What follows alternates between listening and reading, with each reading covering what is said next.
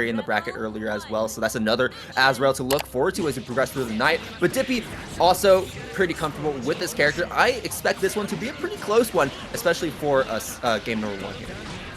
And already, Stardust starting out strong is just keeping Dippy in the corner, get the pickup on the no-tech. But a 6C into the crossover gets checked. Stardust with a lot of meter here, gonna extend it with the drive.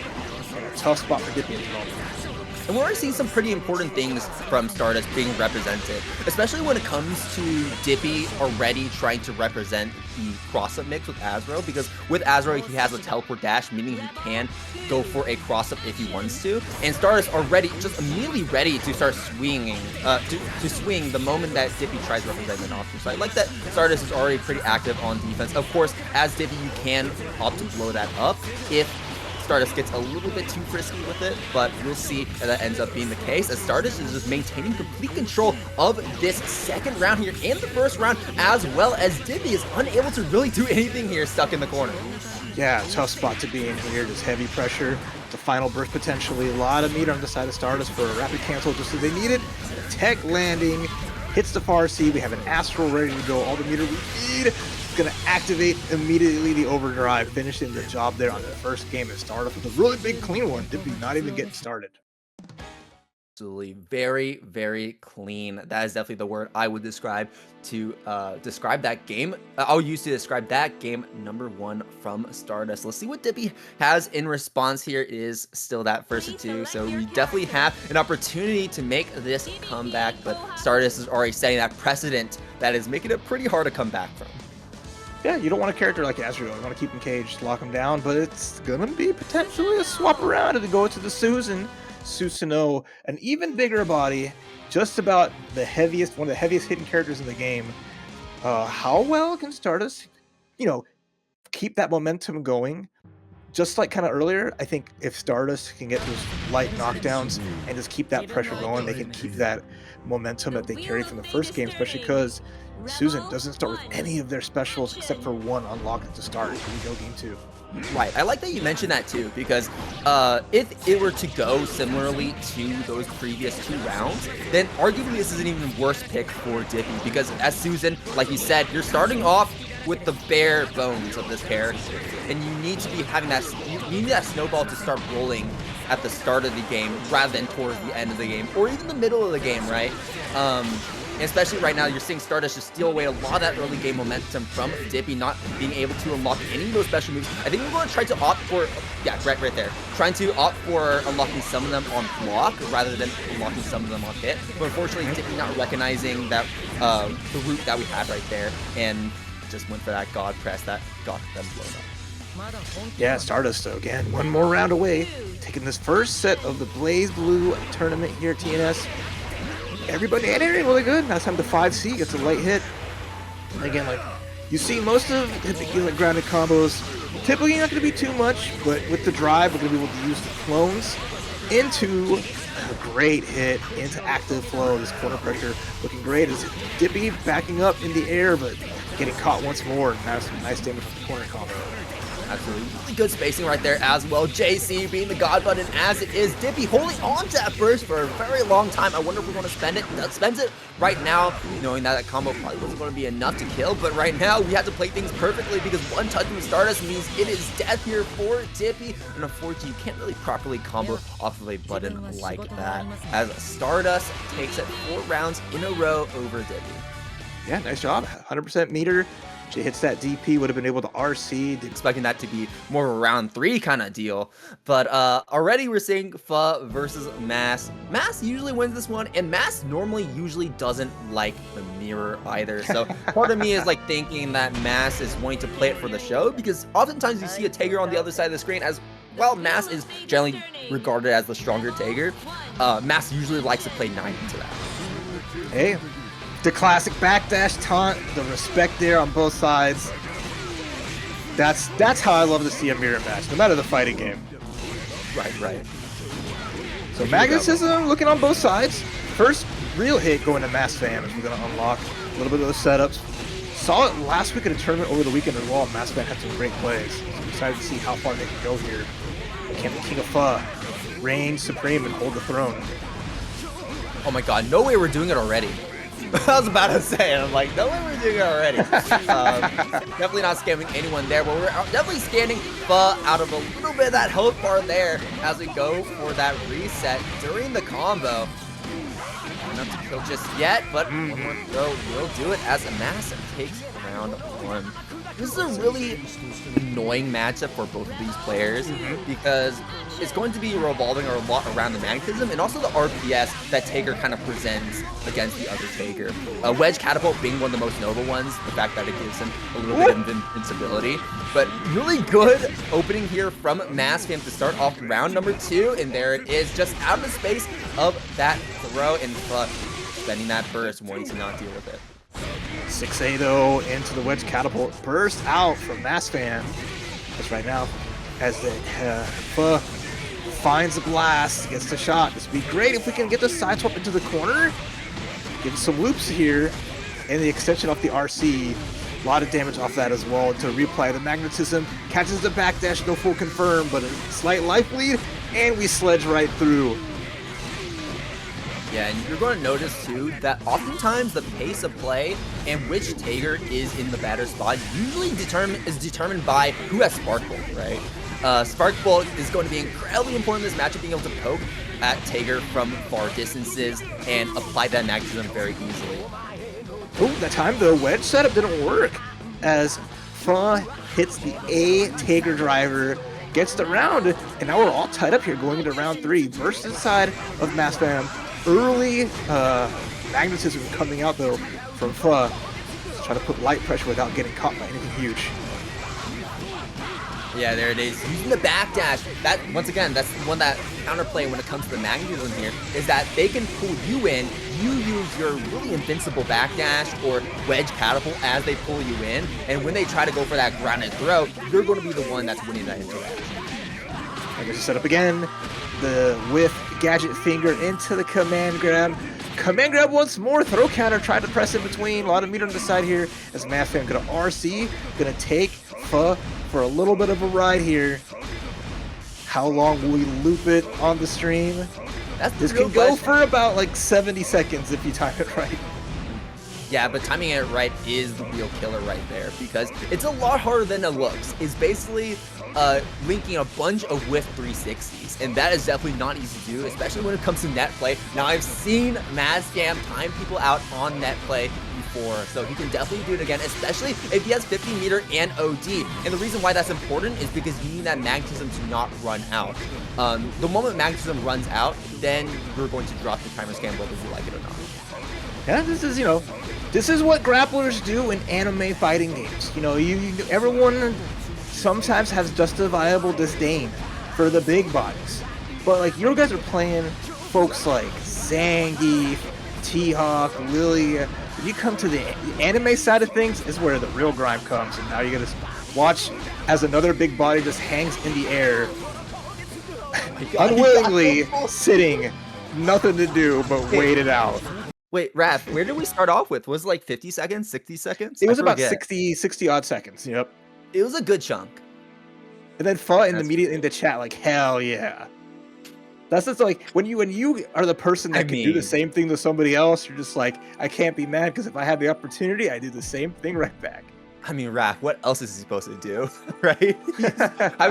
He's held captive by Mastfam, watching his own character just get pushed up and down on the screen like a physics object. And I guess the only thing you really can do is go talk and chat. Please select your character. And there's that no mercy button here in Blazblue Centralfiction as first game up for Mastfam. Plenty more opportunities to literally go on the Wheel of Fate. It is a ride that may never end, but with one more game, potentially. We'll see. Yeah, I would say one of the things that's definitely giving Mastfam the edge here, especially when it comes to how he handles certain matchup situations that, like the backdash, for example, like backdashing when you're magnetized and taking advantage of those invincibility frames, and just using that as a way to like kind of mix up that approach, if you want to call it, against Pho. But here we go, Spark Bolt going to be used. Normally you don't really care too much if Spark Bolt hits or not, you really just want that magnetism. Yeah, I mean, Tager's so big, there's really no way for the character to escape himself in a lot of situations or to avoid getting magnetized. No armor on the 2D, though, so the big counter hit. Mastfam almost building up enough bar for another RC to take on the cycle, but instead just combos into the wedge catapult. And that should be enough here. Yeah, Gadget Finger not going to be enough to kill, but of course, that 5-8 afterwards will. Good stuff to Mass, taking that next round here. And I said before that often the pace of the match is going to be decided by whoever has Sparkle, whoever gets it first, whoever maintains control of it. And what I really like about Mastfam's play, and this isn't just against Pho, but just in general, is how he likes to squeeze in really sneaky charges of that Sparkle to kind of keep up with that pace. Yeah, I mean, not too much to worry about at a distance from Tager, right? Being able to charge the Sparkle, be able to block in time, but the Sledge is coming up. Just happy, but another fatal counter. Big chance for Pho to hit a huge combo. Didn't get anything more than a secondary hit. And there's that, talked about it earlier, the backdash with the magnetism to draw Mastfam in. Gonna hit the Astral to clean it out. A blue beat finish just the same, but a 2-0 is the destiny here for a Mastfam. We're clearly just going for the optimal right here. Mastfam, when he sees a guaranteed win, of course he is going to take it. And already in set number 2 of the night, we're seeing an Astral and a lot of Centralfiction. I know Heartwad does play a lot of Centralfiction, but I know that a lot of the Heartwad gameplay I've seen comes from BB Tag. And Bang is definitely a character that is up Heartwad's alley, as Heartwad does play Heart, I know, in that game, and is known for having that really annoying air movement that a lot of people really struggle to deal with. Alright, so let's see how this goes through. As we have Heartwad, I mean, saying they're a BB Tag player, but they're playing a character that is not BB Tag was kind of exciting. But the Puerto Rican Noel Vermillion, not quite like a rare Pokemon character, but one that you don't get to maybe see too often in a bracket.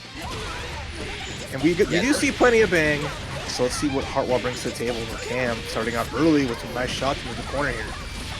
Yeah, I can only name like 3 Noel players off the top of my head that can play at a high level, and Cam is definitely one of them. So I'm excited to see what the turnout of this set is going to be. Already, we're kind of going back and forth, though. Cam definitely has control here of the corner.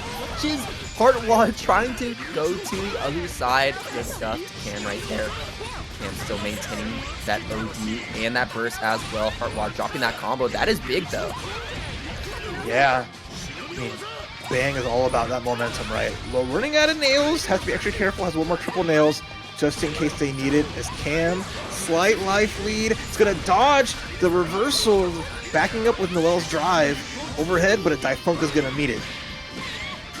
Yeah, 4D is definitely one of those big knowledge checks that you gotta learn how to deal with when it comes to playing against this character. I think Cam might have it here, especially if you can build up 50 meter. I know EA can't be enough to kill, but it looks like Cam was not able to kill in that moment, but will now as we finally catch a Heartwad to clean up that first round. A very close one.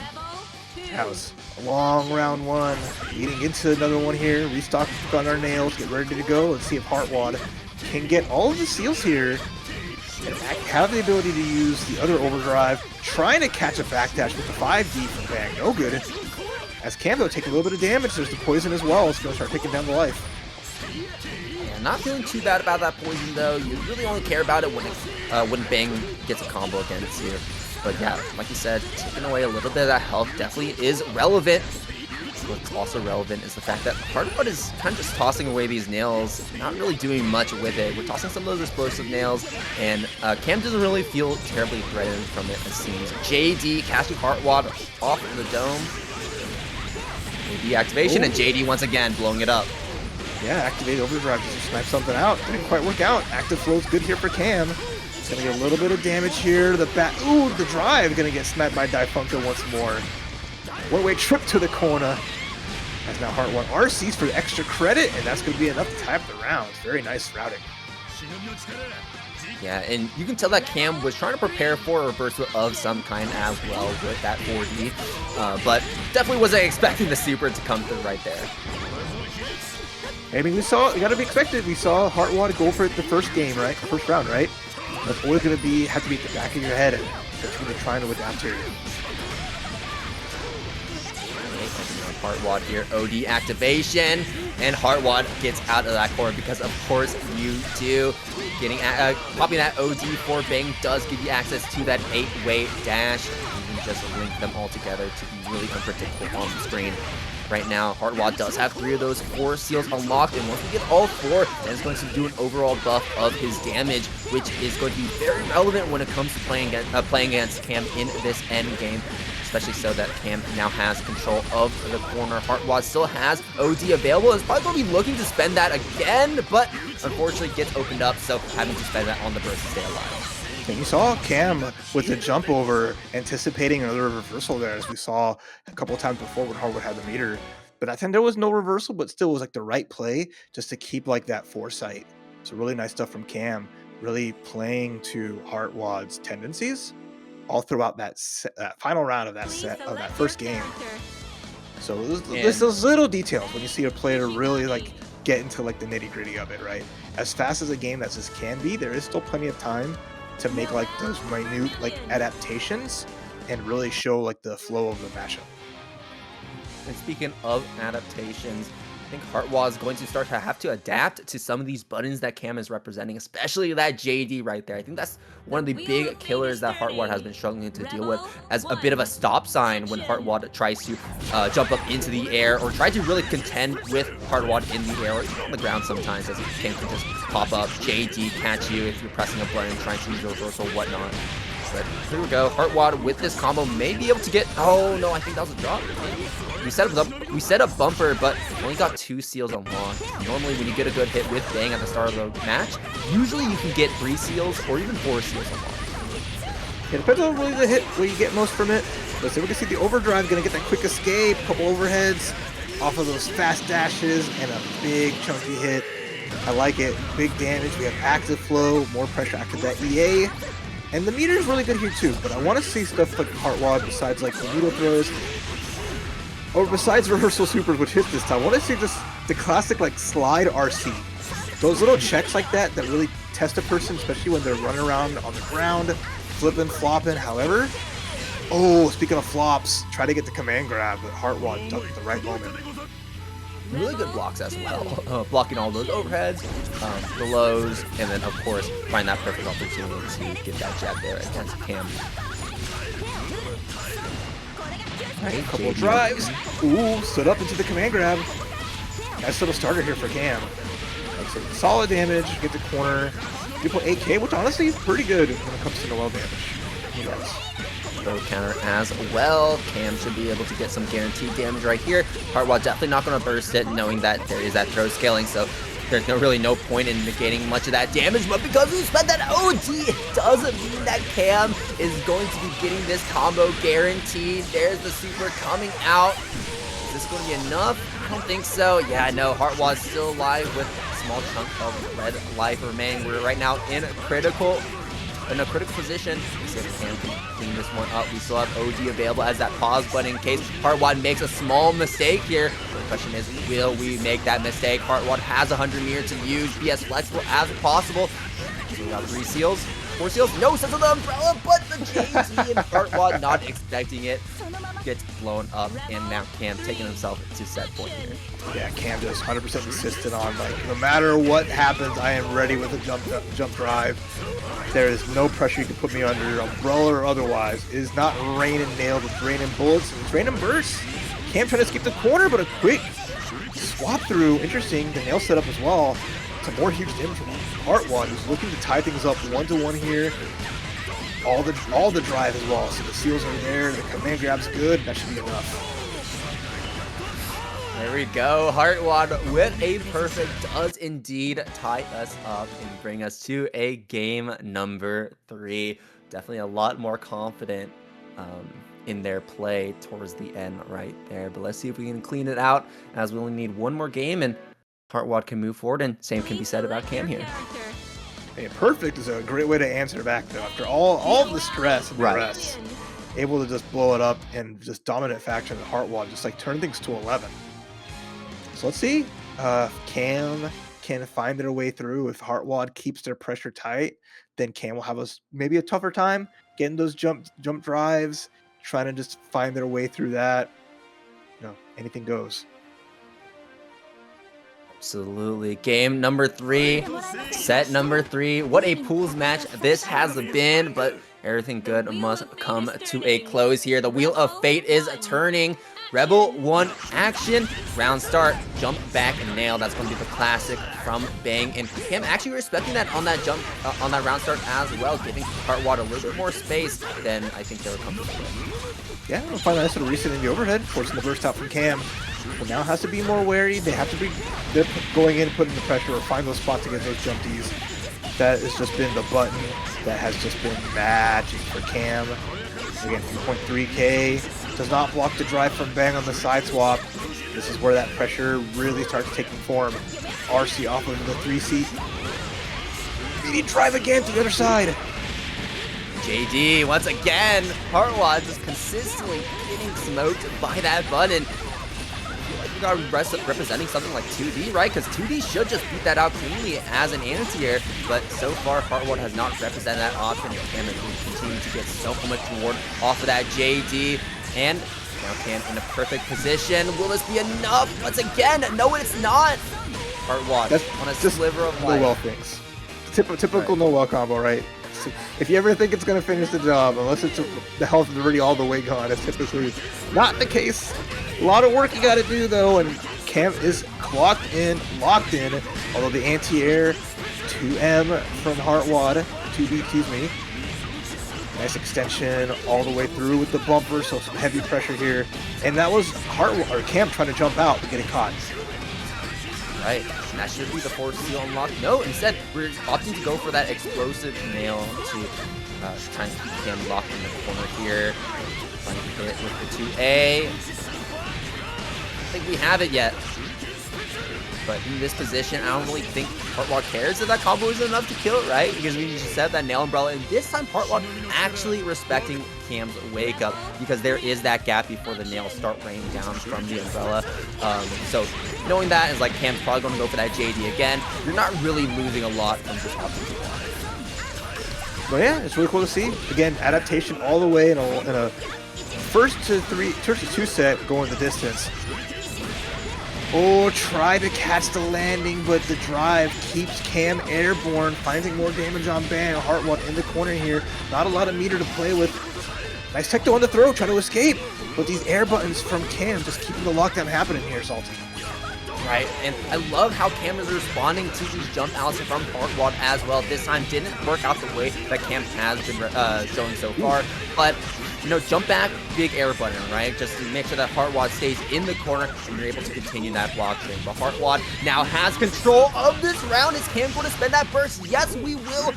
They're on the table. Both players, no burst on the table. TRM, and that might be it here. No, it is not. But the triple nails will seal the deal as Cam air dashes right into their death with these TNSs and usually makes top 8 as well. The competition looking so tight. Honestly, I'm not even sure if Hyper can make top 8 with how good these players are. But we will see, as Hyper is going to be showing us why they're good enough to be qualifying into top 16.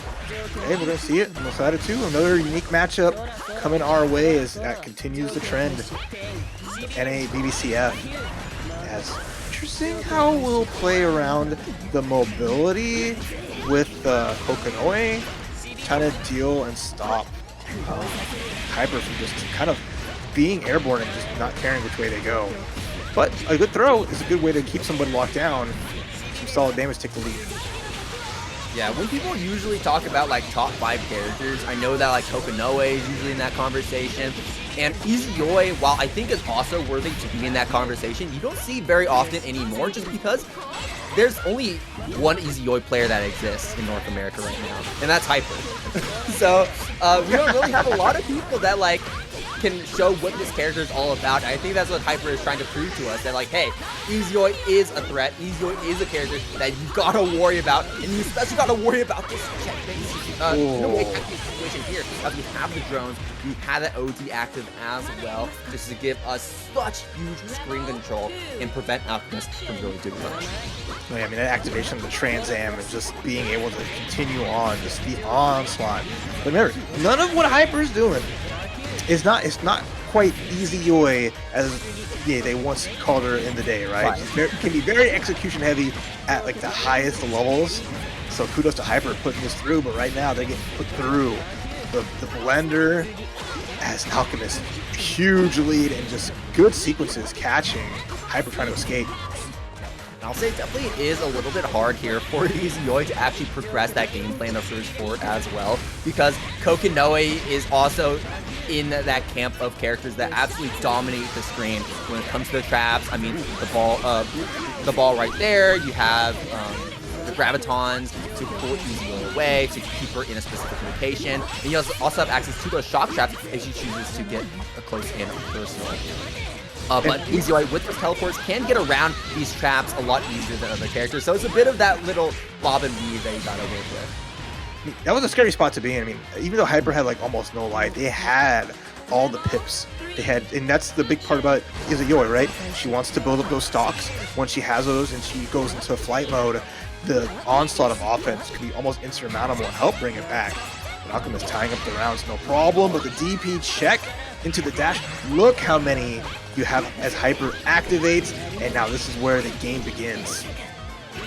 Right. The objective with Izayoi is that you want to be building up those stocks on the bottom left side of the screen, and then once you activate install, then you start to use those stocks. You already see some of them being depleted as we use our moves to either extend combos or use the full mix-ups.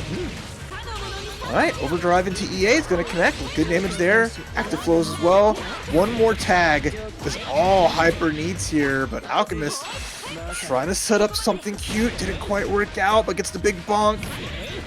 Oh, catching airborne. But immediate backdash land into light low. Hyper with the first game, one more away from that top 16 winner side. Really good stuff to Hyper, setting the pace of this set with that 1-0. Yeah, so I'm interested to see also how Alchemist is going to keep Hyper from building up those stocks. It's definitely not easy, because Izayoi does build up those stocks whenever a projectile gets blocked even. So she can kind of just get it for free a lot of the times, because of course you're going to be blocking projectiles here and there. But notably, if Hyper is not able to actually build up any of those stocks, not able to get into install state, then she's in a really weird position, especially in the corner, because she has a very, I guess, linear dash, if that makes sense, where she kind of pops herself up in the air. It's definitely not as strong of a defensive option like other characters, but it is a little bit awkward as well. So especially if Alchemist is not ready to deal with it, then Hyper can definitely get away with a lot more than what they should be. Yeah, it's a spot. We're still in gain arts. 2 stocks left. Gonna spend one for a quick tag. The cross up into another overhead is so good as Hyper running right through Alchemist. One last chance for Alchemist to stay alive here in the winner's side, but Hyper starting to get comfy. That's a big part too, right? Yeah, Hyper doesn't have the overdrive, which helps Izayoi build stocks pretty quickly with the right circumstance. So Alchemist needs to be extra careful here. We're in gain arts. We get to jump in. Alchemist's side. Have some damage and maybe a setup. Got the trap, got the pop bunker bomb as well that Hyper has to respect, and we stopped respecting it the moment it got blown up. Alchemist taking advantage of those plus frames to land that 2C, siphoning Hyper in and allowing Alchemist to get this setup right here with the Graviton and the ball, as Hyper also has to respect that projectile coming from above. So far though, we've yet to see much of it. Here we go, Super Ball comes out, but you gotta worry about the Super Ball coming down. No, you don't. Hyper being so aware of it during the combo, and the moment the combo drops, goes straight into the insult to make the most of the time that we created. Hyper just making so many smart decisions right here that is definitely earning them to win as they take it 2-0 over Alchemist. Can you see just the beauty of it, right?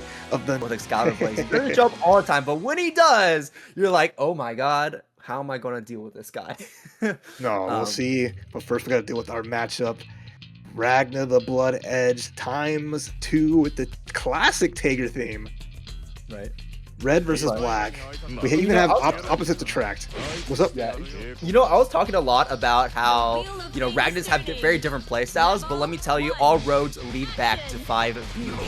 And we're probably going to be seeing a lot of it when it comes to this matchup. Another big notable button is going to be JC. Like, quite literally a big button, as it's going to be one of the main buttons that Ragna is going to be wanting to press in the air because it controls so much space. Yeah, you see it. Play guy, you mentioned building that wall, just offensively, just being this insurmountable force, keeping Aerodat here in the corner. 5B, try to rebeat, but no, the check comes out. We find a throw, side swap, back into the corner we go. And the beauty of it, right? You're playing Ragna, you will always get that life back, little by little, once you find these hits, or on block with the drive, but a huge whiff. Play guy reacts to the 6D, getting a huge punish, and has the meter to finish the job. I will say, with the life gain, it's not normally the most impactful, as I think a lot of people would like it to be. It kind of makes up for his lower health total that he has. But also, I think the biggest use of the health gain is that use it more so to widen the gap. Of, like, if you're winning, it keeps you in the winning position. And if you're losing, you know, it probably will help you out a little bit. But overall, it's not really something that you're really just, like, heads over heels for. Those asking, that is the Ghana flag, Aerodat reppin'. And now Play Guy getting whip punished. This time it's the overdrive from Aerodat. He's going to be able to get a lot of that meter back. Devoured by darkness, give me your phone. And just like that, all that life back, now has the lead here. But Play Guy can turn that right around with almost 100% meter. Right, exactly, especially with OD as well. One smart OD and it is wrapped, but a really smart 5B from Aerodat is going to be pushing Play Guy into an even scarier position, and the DP will do the job, backed up with a little bit of meter as well, just in case, and Aerodat is going to be taken around in response to Play Guy's start. Right, high five it in the air, and the 6A. You know, one of the anti-airs that may not give you like the most value, but hey, Play Guy timing it just right, catching Aerodat on the ground, not able to escape the situation here. This Play Guy just needs 2 more chunky hits. Well, actually, just 1 with overdrive. He can clean this up. Using that opportunity, the space that trade created to run out of the corner and catching Play Guy on the other side. Aerodat distracting themselves from that scary position. Ooh. The crush trigger coming through. Play Guy does have burst, so we may want to burst this combo. Yes, we will. Play Guy staying alive, but Aerodat is still maintaining that OD, maintaining that burst in case we need it. And we also are getting very close to that 100 bar that Play Guy is going to have to figure out how to deal with. Had to spin everything to on counter assault into RC to keep it safe, but now Play Guy with the slight lead gets the jumping whip punish, and Aerodat holding onto that burst, 100% stick of butter, just loses the round after the jump in. Maybe the burst would have been baited because it was a 5A after the jump C, and it could have been on Hawk, but man, was not ready for just that little hop. I think we just weren't ready for that final hit right there, because the idea that Aerodat had was that combo without any meter, because Play Guy, I was about to say, like, that felt really bad just to spend 100 meter and not really get much out of it. But, like, without any meter to back up that combo, it was absolutely not going to kill Aerodat in that situation. So Aerodat was like, okay, I'm going to hold on to this burst so I can OD later if I need to, but just wasn't prepared for that final hit. All right, well, game number 2. Let's see how more prepared. Aerodat with the quick outfit change, feeling a little blue, but it is Blazblue. That Play Guy just making that space, waiting for Aerodat to just approach. Whichever way, finding some pressure and a big combo here. Out to the corner you go, and Play Guy with already a lot of meter as well. One more solid hit could be really scary. Ooh, 2D counter hit, that's big. You don't normally see that terribly often. One of Ragna's biggest weaknesses comes to how push block affects him and how he doesn't really have a lot of strong lows to threaten you once he gets pushed out to that distance. But be able to hit that 2D pretty early gives Aerodat a lot of control of this round, as we're sitting right here. Play Guy in a critical position. Does spend that DP though, get themselves out of that corner. Doesn't spend any meter in the process either. But that 5B, the sword attached to the leg, just sticks that hitbox out and Play Guy runs right into it. I like that from Aerodat. Really well done there to close that out. Had everything in their favor and just weighted things super well. Oh, until you throw out the Inferno Divider. Huge counter hit combo. So much life lost as Play Guy. Taking that corner real quick. Gets the TRM on the throw. Tough spot to be Aerodat. You got a round to give at least. Yeah, it's looking to be a 3-touch round right here, and there it is.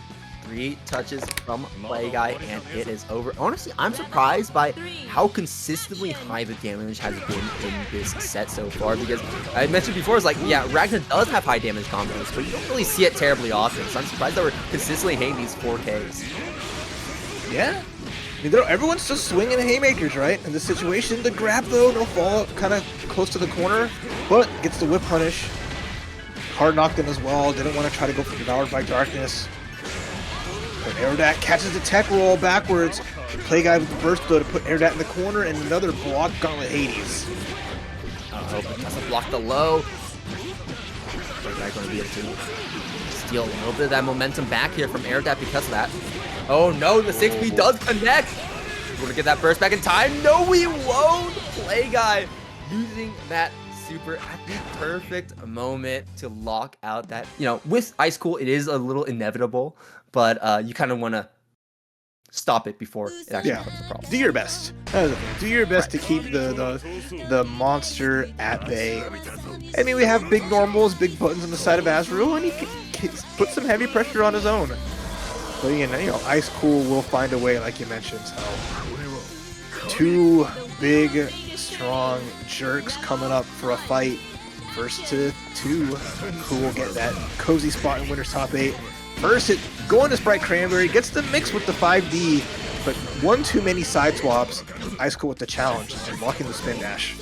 I don't know if that was an OS or not. You can actually OS that dash. I think it's like barrier, you tap crouch A, and I believe you either barrier it or you barrier block on the same side, or you catch them with the 2A and they teleport to the other side. Either way, Icecool able to get that, able to get so much momentum off that, and you already see that we have most of our skills unlocked, at least the relevant ones, right? When it comes to Susanoo, you want to be looking for, I guess, like 3 key specials. You want to look for DP, you want to look for the spin, and you want to look for the Grand Viper. The Ground Viper spin, those are going to be enabling our high damage combos.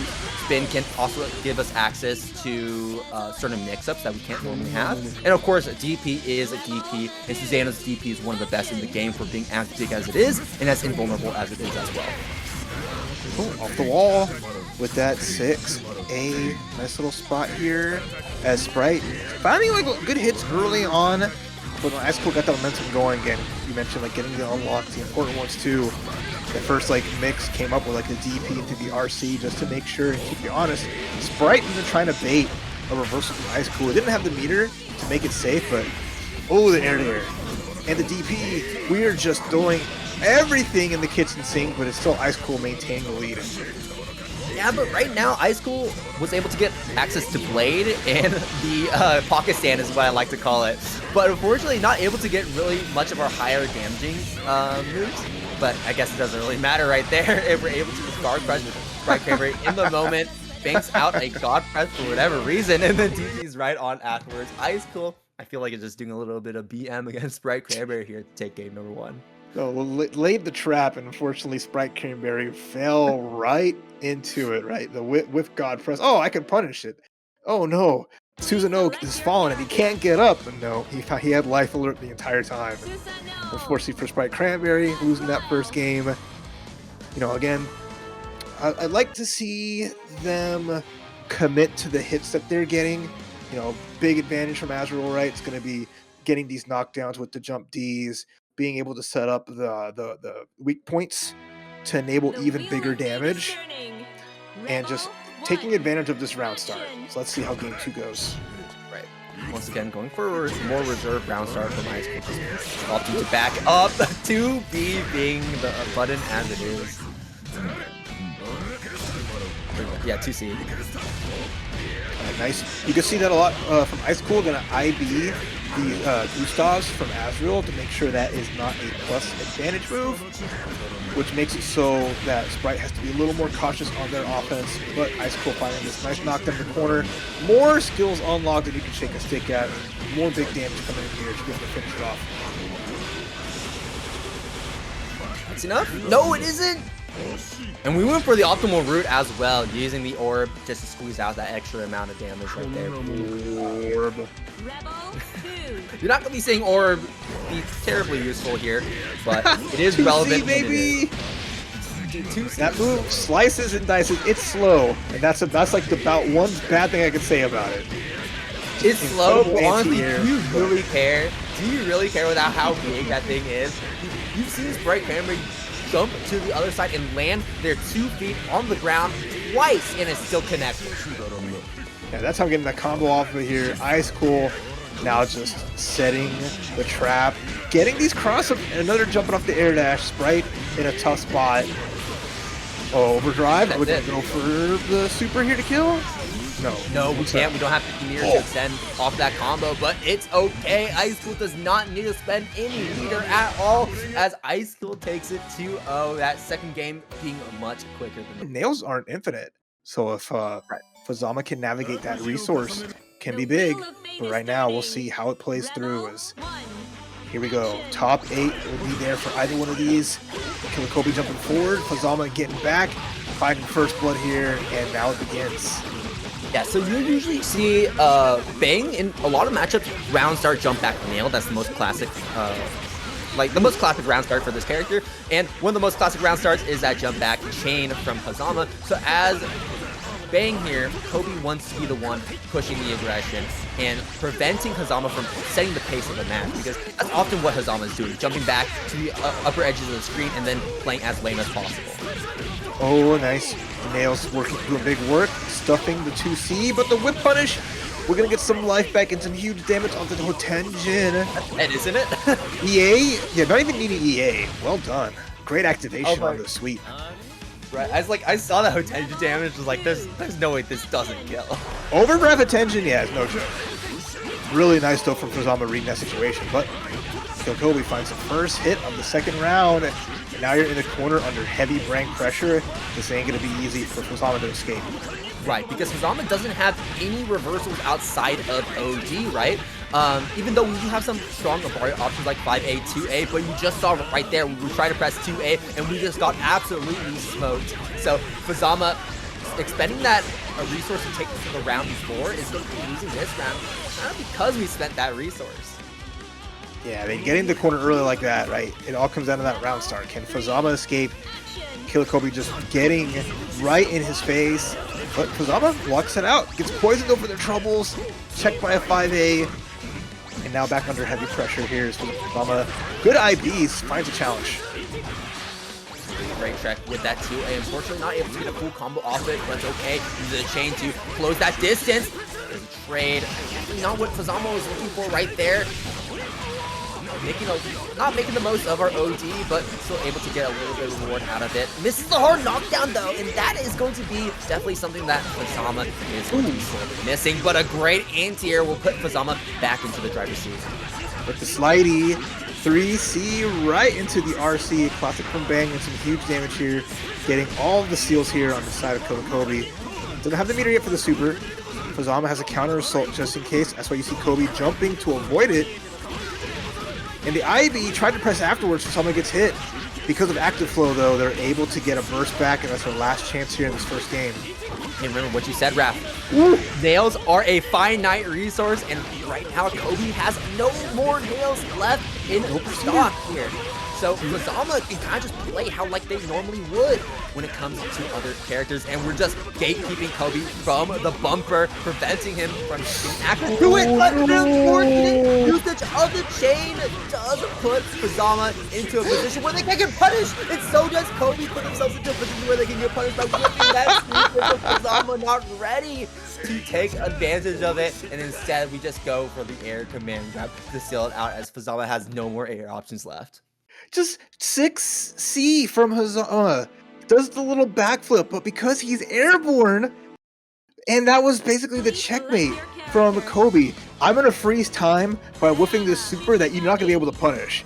And now I see you airborne. Okay, You're trying I don't to know. escape my clutches, and he just sniped him from the sky. That was just insane.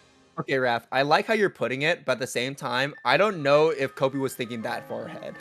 I don't think it was like trying to The intentionally wheel whip of it. fate is turning. But I think like he saw the whiff at the very least. Right, So that's exactly. why that their reaction, like at least there, the super is whatever. The first super is whatever. It's the second super that was the most important part. Exactly, right. That was the really smart part, and just being able to immediately see like, okay, my super whiff, but I have the checkmate still, was really, really good.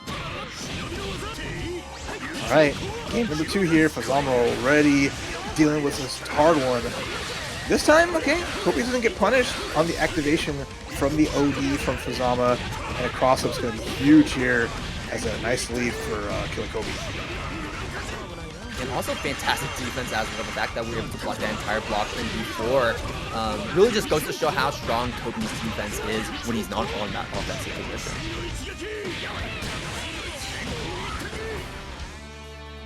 All right, match point Kobe to get to this top 8 winner side. Is Fuzzama out of gas? Did that last little fumble cost a lot of the mental needed to be able to deal with this monster of a bang? Counter hit 6B is going to be a rough one. 6-8 is going to be rough to start here. Yeah, I winced when I saw that one. Here though, Kobe actually using a very aggressive burst there to keep Fuzzama in the corner. We do have that lifesteal ring, so I guess we're getting a little bit of help by wanting to block Kobe in the corner. We get the EA, and we will get access to active flow. If Fuzzama can find a combo, which we will, then we're going to be building up a lot of linear to use later in the round. I don't think we're going to be spending 50 meter just yet, and unfortunately we do drop the hard knockdown, and Kobe's actually able to get that side swap too. Yeah, it's a tough spot here, putting himself in the corner against Bang. As Kobe's just nickel and diving it. Noel gets checked on the legs. Backdash to escape the overhead charge on the stance. Just getting out of dodge as best we can. Tough spot for Fuzzama. Yeah, they got a life lead here, but Kobe with the meter and plenty of nails left. Honestly, I don't think we gas up Kobe's defense enough. How did we block that cross-up overhead like that? So cleanly, too. So confidently. Nail Umbrella going to be holding on to Fuzzama's location while we're in OD. We're going to find an opportunity to try and find a reversal. We popped for 5A and we get punished, but Kobe can't clean it up just yet. Is Fuzzama going to take it here? I'm going to get burst. No, Nice. we will not. Tosses out the knives, finishes the job. Fuzzama still alive. Yeah, smart finish too. I think the burst would have whiffed in that situation. So Fuzzama just reading it, perfect with the spacing and the timing. Taking us again to another final round here. Early counter hit though. We're gonna get the extension as well. Gonna get the grip into the corner with a small knockdown. Get some more pressure on the setup. This is like it's not super heavy pressure, right? A lot of light hits, but you don't want to put too heavy of a button against Bang, who can hit those guard points on the drive, just like so.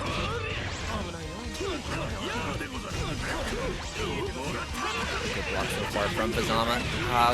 Yeah, trying to press the button, realizing that the block was going to be over in that instance, but Kobe maintaining control as we opt for that RC to extend it. Hopefully Last Nails, chance Nail burst Umbrella out. here. Overdrive? The rest of our nails. Oh no. Yeah, we're really hoping that overdrive did connect there. Unfortunately, it did not, as Kobe still is able to clean it up. Fuzzama had a little bit of a glimmer of hope there towards the end, but unfortunately not able to take a game in response. And that's Boy, who has a lot of tools that make her airborne when you have a character that can just swing a button that can cover like a third of the screen, especially the sky. I mean, I know which button you're thinking of. 6B, just say 6B. That is the button there for S. Hits both sides even as well. And it's going to be checking Hyper when it comes to, like, if Hyper is going to be, trying to close that distance between them and Zubreska. But here we go. Zubreska off to a fantastic start, actually. JD, this is going to be the S zone right now. Now we're in the corner, and we're going to start looping the JD press. Okay, finds the overhead, and that's going to be another combo. S doesn't do a lot of damage, but it's more so about finding a lot of openings here and just having a really strong lockdown pressure sequence. Yeah, all this loops, especially because like Hyper spending the overdrive early to get the stocks, which is always nice, but then you have no way out of pressure when you have no meter, and you're on the fence the entire way. Zubreska up in Brazil. Clean first round as Hyper has to be more aware. They have the burst to start things off at least this time, and plenty of stock without having to use it. Right. Yeah, we found all the hits right there. DP connects as well, so we have all of the stocks that we could ask for. And now this is going to be an Izayoi round if I've ever seen one. But we do find that DP, Zubreska getting a little bit of room to breathe right there. Jumps right into the projectiles. Of course, to respect that pressure from Hyper, but JD does connect, meaning they can start to get something happening here. Unfortunately, because it is in mid-screen, we're not going to be getting a lot here. S doesn't have strong mid-screen pressure. It really just comes down to winning neutral interactions and trying to carry the other opponent, the opponent into the corner. Really good stuff though. Hyper finding the gain arts this time and just going to town. He has Zubreska found a couple of good uppercuts, but I mean, like, Hyper brought that energy right back to Zubreska as well, although not taking this throw with the energy need here. Finds the corner situation too. Off the great projectile. Put Hyper in such a tough spot. Yeah, they got burst, but they don't want to have to spend it just to get S away. They want to spend it to get those stocks. Great tech right there. Respecting these wake-up options from Hyper. Expecting a reversal, none coming out. Zubreska just going to keep that pressure going here. Should be able to get a hard knockdown into the JD set once again. What's it going to be? It's going to be a 5-8 that time. It does get smoked by the DP because of it. All right, we get the gain arc off the DP. We make SDP whip Zubreska spending the burst there. Did not want to eat that fat damage. But DP's again with zero fear here on either side. The overhead connects and the side swap from gain arts. Knockdown for Hyper's going to be able to set up projectiles left to right. Good blocks, but until you get opened up by the overhead once more, it should be the finish. Not quite again. Oh no. 6B, baby. Reaching from so far down. Just scooping up Hyper. And that is going to be the first game going to Zubreska right there. I was thinking, it's like, hey, if Hyper can't close out this combo, then Zubreska is honestly in a winning position right there, just because S just fares so much better, I feel like, when it comes to neutral, especially when it comes to those big air buttons that, and even the big ground buttons as well, that's going to be catching Hyper out of the air whenever they try to go for those dashes. Yeah, not having like the coverage from like the stocks makes that always difficult, right? Finding that approach. So as long as we have some gain arts, not too bad, but we gotta make sure we finish our food or else ain't gonna be able to wash that down. But right now, Hyper putting on the offense, finds a hit with the side swap, building up some stocks. But a great overdrive to punish the normal from Hyper. Zubreska picked that spot perfectly. Okay, yeah, I was about to say, like, there's probably going to be a combo drop at there at some point. But here we go. We got the install, so that does make the Wayne plus. We're going to go up, run up for that throw. No tech from Hyper, meaning that Zubreska is going to be able to start this JD loop. It's going to be a throw, 5A, or a block is the question. Could be instant overhead as well. Instead, we go for the DP RC, hoping to keep Hyper locked in the corner. But Hyper, off the block, does take away that near away from Zubreska in that moment, falling JC. But Hyper meeting Zubreska up in the air with the air-to-air, gets that hard knockdown as well, I believe, after this combo. Yeah, there we go. Safe jump, overdrive, they're gonna get some stock back to try to close out the round. Counter assault's good. Can we escape the corner? No, we used the projectile perfectly. Block the EA, get the punish as well, and Hyper with that Hyper awareness. Great job to get that big block to finish the job. But I thought it was a little scary using that overdrive that late. But getting those last second stocks just to make sure we can finish up was so crucial. Perfect. Counter hit 5B. Not gonna be the most damage, of course, but I mean, when you're in the corner, or at least somewhere near the corner, it doesn't really matter because you're able to get this pressure going, and the DP finally has been blocked. Zubreska has not been didn't respect Hyper a lot when it comes to them being in the driver's seat of the OP, especially in that previous game. But in these past two rounds, it feels like Zubreska has really been respecting these wake-up options from Hyper. Okay, pretty much gone at this point. You did not tech. That was because Hyper did not tech in that spot, and they lost half their life to a full combo. Just sitting there, giving Zubreska the go-ahead to take us to potential final round here. Match point Zubreska. Hyper, though, building up a couple of stocks, goes into gain arts. When we have two pips, though, and we get caught into a blue beat combo. it's a little dicey. Hyper really banking on being able to get the most out of those 2 stocks early on, but now we're in a tough position because we only have those 2 stocks. And remember what I said before about it being very tricky when it comes to playing defense with those backdashes, because it puts you airborne for so long. You can see that Zubreska was just so ready to just snack you with that 5-8 out of the air, like, hey, what are you doing? You can't just use that as a defensive option willy-nilly. Willy-nilly, the air dash, the jump forward, puts Hyper at a sliver of life. A 6B or any swing can finish the job here. Zubreska aims to make top 8 loser side with 1 shot. Hyper needs a miracle, but is not gonna find it. 2-0 for Zubreska. Blaze reigns supreme here, aka. The second is like a bit of a toss-up, right? Like Dawn, Kobe, Icecool, I feel like they're all pretty interchangeable when it comes to this online scene. Absolutely. Like I said, it's a battle for the mountain. As we're playing, we got the Tyrant, so Azrael's theme is coming through here, which is fine. But it's gonna be violent though. I saw enough arguing on Thanksgiving, but here we go. Father and son gonna go at it. Guys, BB tag, BB tag. All right, immediately going on the aggressive here. Dawn just chipping away a little bit there at Ada's health bar. Just so that y'all are aware, when we say Ada, that's going to be Carl's doll. And oh my god, I'm already forgetting. Oh, Minerva. No, not Minerva. Dude, I'm already forgetting the name of the doll. You are mixing up all the dolls here. Anyways, xcaliburbladez. Ignis, what are you talking about? Pushing Dawn into the corner. And now this is where things get really scary, right? Because what makes Carl so scary is how he can actually combo you into an unblockable. And just chip away at so much of your health bar because of that once he has that corner position. And as Relius, you don't really have a lot of ways to deal with that defensively. Anyways, here's the super coming out, using that as a wall to send out Ada safely, but now Ada is dead, so xcaliburbladez does not have the doll available to him for the rest of this round, but he will not need it as he doesn't chip away at that final chunk of Dawn's health bar. Okay, xcaliburbladez in full control. The entire match you see right there, right? Get a huge lead, and Dawn just struggling to find the moment. Big hit though on the side of Big Sis in this corner, forcing the burst out as Dawn just wants to find some room to be able to set up.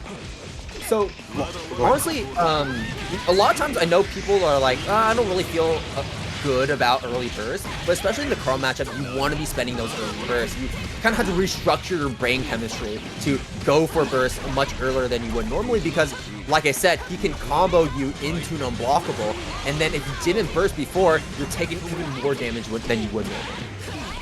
Yeah, to me, like I said, it's a momentum killer early on, especially when you have a character like Relius that needs to be able to summon his stand, hit Ignis out there. Wake Up Super Supernova connects. Good chunk of damage as well. We have plenty of bar on Ignis, setting up a side swap.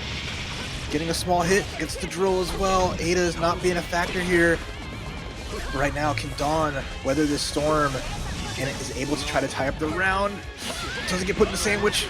Gets the ante off the counter hit. This is pretty good. Has the meter here. Can we finish the job? No, I don't think we will. No, the whiff! Papa dropped! Okay. Okay, we're fine. That was absolutely crazy, but Dawn, with good composure, manages to sneak one by. One round apiece. This time with xcaliburbladez going on the aggressive. Back already as tough. Dawn already low on Ignis. Relius' doll kind of out of the question here. Has to find a spot to summon it, but the Brio catches the anti-air and takes out the summon immediately. The overhead RC. Yeah, great spacing right there. xcaliburbladez knowing not to commit just yet until Dawn expended those Ignis actions before we decided on anything. Nails from the other side and tossing it right into Carl's court. This is basically the checkmate scenario, right? You're in the corner here with plenty of doll gauge. Yeah, you used the counter assault, but there's a lot of meter gone on Dawn's side. Gonna get a small little summon, but Dawn can't even force xcaliburbladez to block at this point. Yeah, there's this projectile coming out. Yeah, you got to be really in tune when it comes to sound cues when it comes to playing against Carl, because especially if you're not paying attention to them, like you will lose rounds because of that, because the fireball can't come from the other side. Oh, and Coco got that. Whenever you hear that call, yeah, watch out, because she's gonna just punch you from off screen. as Dawn just trying to find a way to get close and start some offense, but you see how strong xcaliburbladez is at playing with a life lead and just always being in a position to know where Ada is, knowing which options to pick out in the neutral just to force you to either have to jump in the air and be in a bad position or just really jump scare you when you think you're safe from Carl just hitting you from like full screen or from behind. Yeah, also, if you're the audience right now, I want y'all to kind of play a little bit of game here. I want y'all to like keep your ears peeled. If you're not familiar with how Carl plays, always keep your ears peeled and you'll recognize what I'm talking about before, where there's a very audible sound cue when it comes to that fireball. And always want you to pay attention to it, because you'll see like when the player doesn't see it, doesn't hear it, then you'll see how big of a problem this does lead to. But here we go. Already, Dawn is off to a pretty solid start. Unfortunately, not able to get a full combo off, and we do have that corner position. And Ada is off the field, uses the fireball from the other side. And while we did avoid it initially, xcaliburbladez was still able to catch Dawn and put him into the corner. Big sis is inevitable when you think you're safe. Again, careening to rescue of Carl. Now this insane corner pressure, having to hold the multiple hits off the swipes. But at least you knock a burst away and get a small little hit. And we have a summon on Ignis. This is a good point, but immediately has to unsummon before she goes and disappears. How well can we block the sandwich? Probably not very well here, given the fact that Dawn did get opened up. Ada and Carl taking turns, and Carl will be taking that next round, placing xcaliburbladez on to set point now. Yeah, I mean, xcaliburbladez is making good work of Dawn, as Dawn is just struggling to open xcaliburbladez or even find a good spot. Because as you approach Carl, you get into this spot, right? The doll is ever present and will just make your life a living heck, especially when you force yourself in between the two. Honestly, Raph, I know that you mentioned that, we're not really opening up xcaliburbladez, but honestly, it's like more so we're not winning in neutral, because I feel like out of all things, the thing that makes Excalibur the strongest is how good he is on offense. But when he's put on defense, he's not exactly going to be like that big wall that you would expect of a player like Monarch, right? Like, he will get opened up, but unfortunately, we're just not seeing Dawn able to put himself into a position where he can actually get an extended pressure sequence against xcaliburbladez. And when he does, if you recall, I did mention that Orb is generally not a very useful seal to unlock in a lot of matchups. Like, I can probably name like, Hazama is probably useful for, but in this matchup, it actually is useful. And the reason why is because it can actually just destroy the nails. So we'll see, like, it destroys projectiles. So Icecool may want to favor it at some points. Definitely not going to be like the highest priority seal to unlock. He could probably unlock Blade before he unlocks Seal, or like the sword instead of Seal. Sword instead of the Orb. But here we go. Unfortunately, Icecool not able to get that DP unlocked towards the end there. That's kind of what he was hoping for. But Kobe going for that early burst to stop that momentum. Right, Icecool out of the corner here. 10 spot to be in as these seals are starting to add up. Kobe getting this nice little lead of damage. No unlocks mean you gotta hold this. A regular throw as well, that ready to attack. I mean, there's a counter assault for Icecool just in case they need it, but Kobe's probably gonna need to try to look for that in these moments, especially with the bumper there. Right. Yeah, and at this point, it's like do or die. Kobe can't kill with this combo just yet, but Icecool is in such a difficult position that I really feel like there's a lot we can do. What really hurt Icecool there was that early burst from Kobe when we were just about to unlock DP2. Like, we just needed to, I think, input our drive, and that was going to be DP unlocked, but then we weren't able to get that because Kobe perfectly timed it. Yeah, this is good and all sort of offense. That's a really way to play against Susanoo, right? Just do not let any chance of advancing the special bar for the unlocks. Just not even getting a chance to tag bang at this time. As Kobe's just using that air mobility and the nails to just control this pace at the start. But a big jump in though. Icecool finally getting a chance to get started here. Right, and that's exactly what we're doing here. That's going to be DP as well. And look at that, a single combo. We got Ground Viper, we got Spin, and we got DP. So now Kobe just playing it patient here. Jumps out of the corner. Icecool trying to catch him with that JA, but JA just a little too small. Ooh. Counter hit off the grip. It's a nice little hit there. Icecool still holding on to that burst for dear life. May have to spend it soon because they're eating so many of these float overheads. There it is there, not wanting to let any of the more steals advance. But oh my gosh, I think Icecool's almost down. Okay, not quite. That'll be it. Super to close it out. Kobe taking game 1. That was excellent, just through and through. Just the relentless pressure and decision making. We only saw the one burst from Icecool in that last second there, but you blow back bang, and you can just throw some more nails, get back that approach, and with bar, right, have a lot of little ways to just skip the neutral and then get back into Icecool's face. So one more game for Kobe to get to that winners finals. Can Icecool turn up the chill? The wheel of fate is turning. Well, there's only one way to find out in this game 2. That's going to be the deciding factor here. Kobe sees one more game, and we have the win in JA, doing so much work as well. May not be as strong as like 2C, for example, but the fact that it also hits on the other side is still very, very good.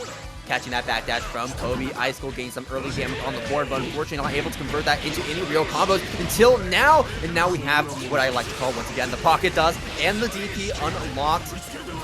And we're going to be using that already. Catching Kobe as he tries to escape out of the corner with the OD state. Now Icecool now in the driver's seat, unlike we saw in the previous rounds. Yeah, I like that a lot, right? Using the overdrive to try to navigate around here, but ooh, we have no barrier either. This is scary, but the DP getting stuck by the nails. Nice coverage. Kobe bringing this back, getting their barrier back, and making sure they don't take any danger damage. But a DP cross up. Oh, maybe expecting that Icecool wouldn't let it rip, thinking that, okay, he knows I'm baiting the uppercut, but no, we're doing layer 1.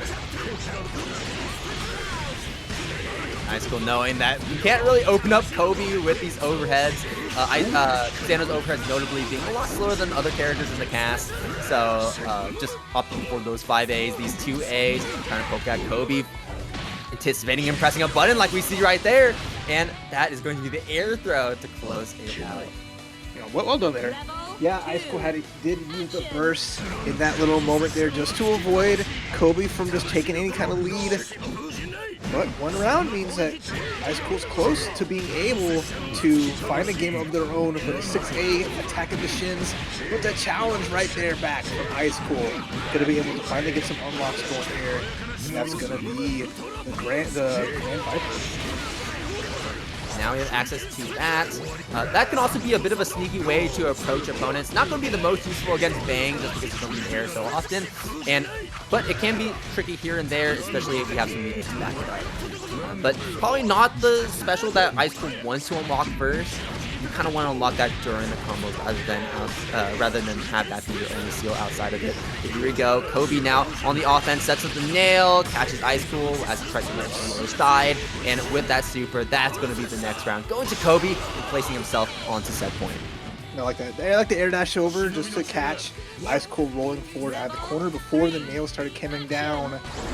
Now it's Icecool in a tough spot here. Yeah, they have a burst available, which could be really huge for an overdrive to start getting some stuff unlocked. Challenge though comes out, counter at 2A into a small little extension, trying to catch Kobe tech rolling. Did not bite as Kobe makes the air dash escape out of the corner, tosses a couple of nails, but Icecool navigating defensively really well here, but now having to deal with these buttons and a clean hit for Kobe.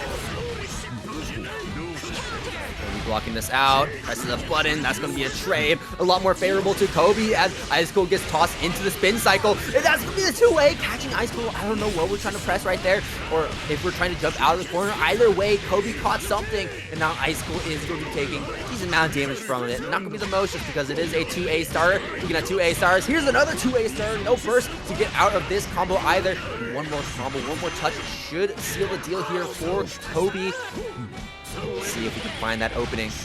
That's going to be the guard thrust, and that is going to be the final confirm that Kobe is looking for to push himself into winners finals, a 2-0 over Icecool, proving everyone wrong. Clean neutral tech in the buttons. Just generically strong as his options are. Just having fast, big buttons to press, good corner lockdown, good corner pressure, decent damage, right? Everything you kind of want for in a character S has. So we'll see how PlayGuy is going to be able to deal with that, especially when it comes to dealing with these bigger buttons. One of your bigger buttons to really contest with hers is like JC and 5B, and then it kind of stops there. But it definitely is possible. Ooh, first DP gets blocked immediately. Bursts out as Zubreska, who was feeling frisky with those. In their first game we saw against like Hyper, right? But PlayGuy not going to make that easy, and will make you pay. Zubreska, big combo here. Making corner carry just exceptional. He's going to get the charge too to empower one of her next specials. But nicely done there. Good combo sequence after this hit. Yeah, and this is going to be a little bit on the higher damage side here for an S combo. And when I say higher damage, like 3.5k, right? It's not going to be the most, but definitely going to be dealing a decent chunk of damage there, especially against a character like Ragna who has that lower health total. Zubreska just doing a little tippy toes here on the PlayGuy, dancing on top of his head, and Zubreska finally just representing some perfect spacing there to take out that. I love it though. The rule of 3, right? I went for the overhead setup twice. On the third one, I'm out of there. Nice DP, buddy. And it's funny because the match started with like a big DP bait on PlayGuy's side. Zubreska just answering in kind. But a throw, not a full follow-up to it, and a DP again from Zubreska is just adding that where it's like, I will keep doing this until you don't expect me to do it, and when I don't do it, it's going to catch you off guard. I'll say though, the patience that PlayGuy usually likes to, you know, the patience that PlayGuy usually has, I think, can sometimes be a little bit of a deficit to him, especially against a character like S, who, you know, if you're not pressuring her, well, she's just going to go for an install, and then now you have to worry about plus frames on Gawain. You got to worry about her DP comboing, so she can do like JB into DP 263C into a full combo, and then corner carry you into that scary JD loop. But PlayGuy still able to close that one out regardless. And you know what's not scary though? That $100 donation to the match reel from Mad Stand, the Mad Lad, or Lass, dropping a clean hundo into the Matcherino, giving our players more to play for. Thank you so much. Raph, I don't know. I think that is scary. Like, if you're the players, you're like suddenly, oh my god, I gotta lock in, right? You're sweating bullets. Like, now if I win, I'm getting a lion's share of $142 in the pot. That's probably some of the most money they've ever seen here. Anyways, off that OD, going to be getting a little bit more help from this combo because of that. And ending it with a super means that we're going to kind of be evening up this health total here between him and S. OD activation. Not going to be going for the DPRC that we've been seeing a lot from Zubreska. And I think that's because we're expecting PlayGuy to attempt to bait it out because we can represent that option so much. What are you standing up for? We go for the command grab. Catches a PlayGuy. You don't see that option very much, but it is very tricky if your opponent wants to stand and attempt to block something like Gawain or the instant overhead JC and catch those opponents. But if they do crouch, that command grab will whiff. It's so funny though. We're just seeing Zubreska bringing PlayGuy into the mud. Like, PlayGuy, you want to play clean? You want to have this, you know, just a nice, honest match? No, we are gonna start brawling because, like, you see, like Zubreska with the reversal DPs, they rely a lot on the throws to like really set up. Like, okay, this is what the appearances of like my common game plan is to really just start getting the seeds of like the end game going. And then you just see how we're swinging there at the finale. Zubreska fighting a huge grab, TRM, taking that first game, looking to eliminate PlayGuy at 7th place, and try to take a chunk of this nice prize pool.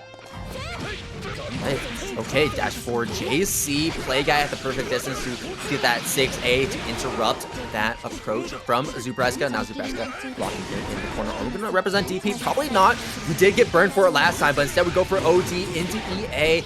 PlayGuy just out of range, so we will be getting a clean punish on that. Still though, not the worst position because we did pop OD, so that means we will be getting burst back pretty quickly. So even though we're kind of getting rocked in this round, we're going to be having that resource available to us in the next.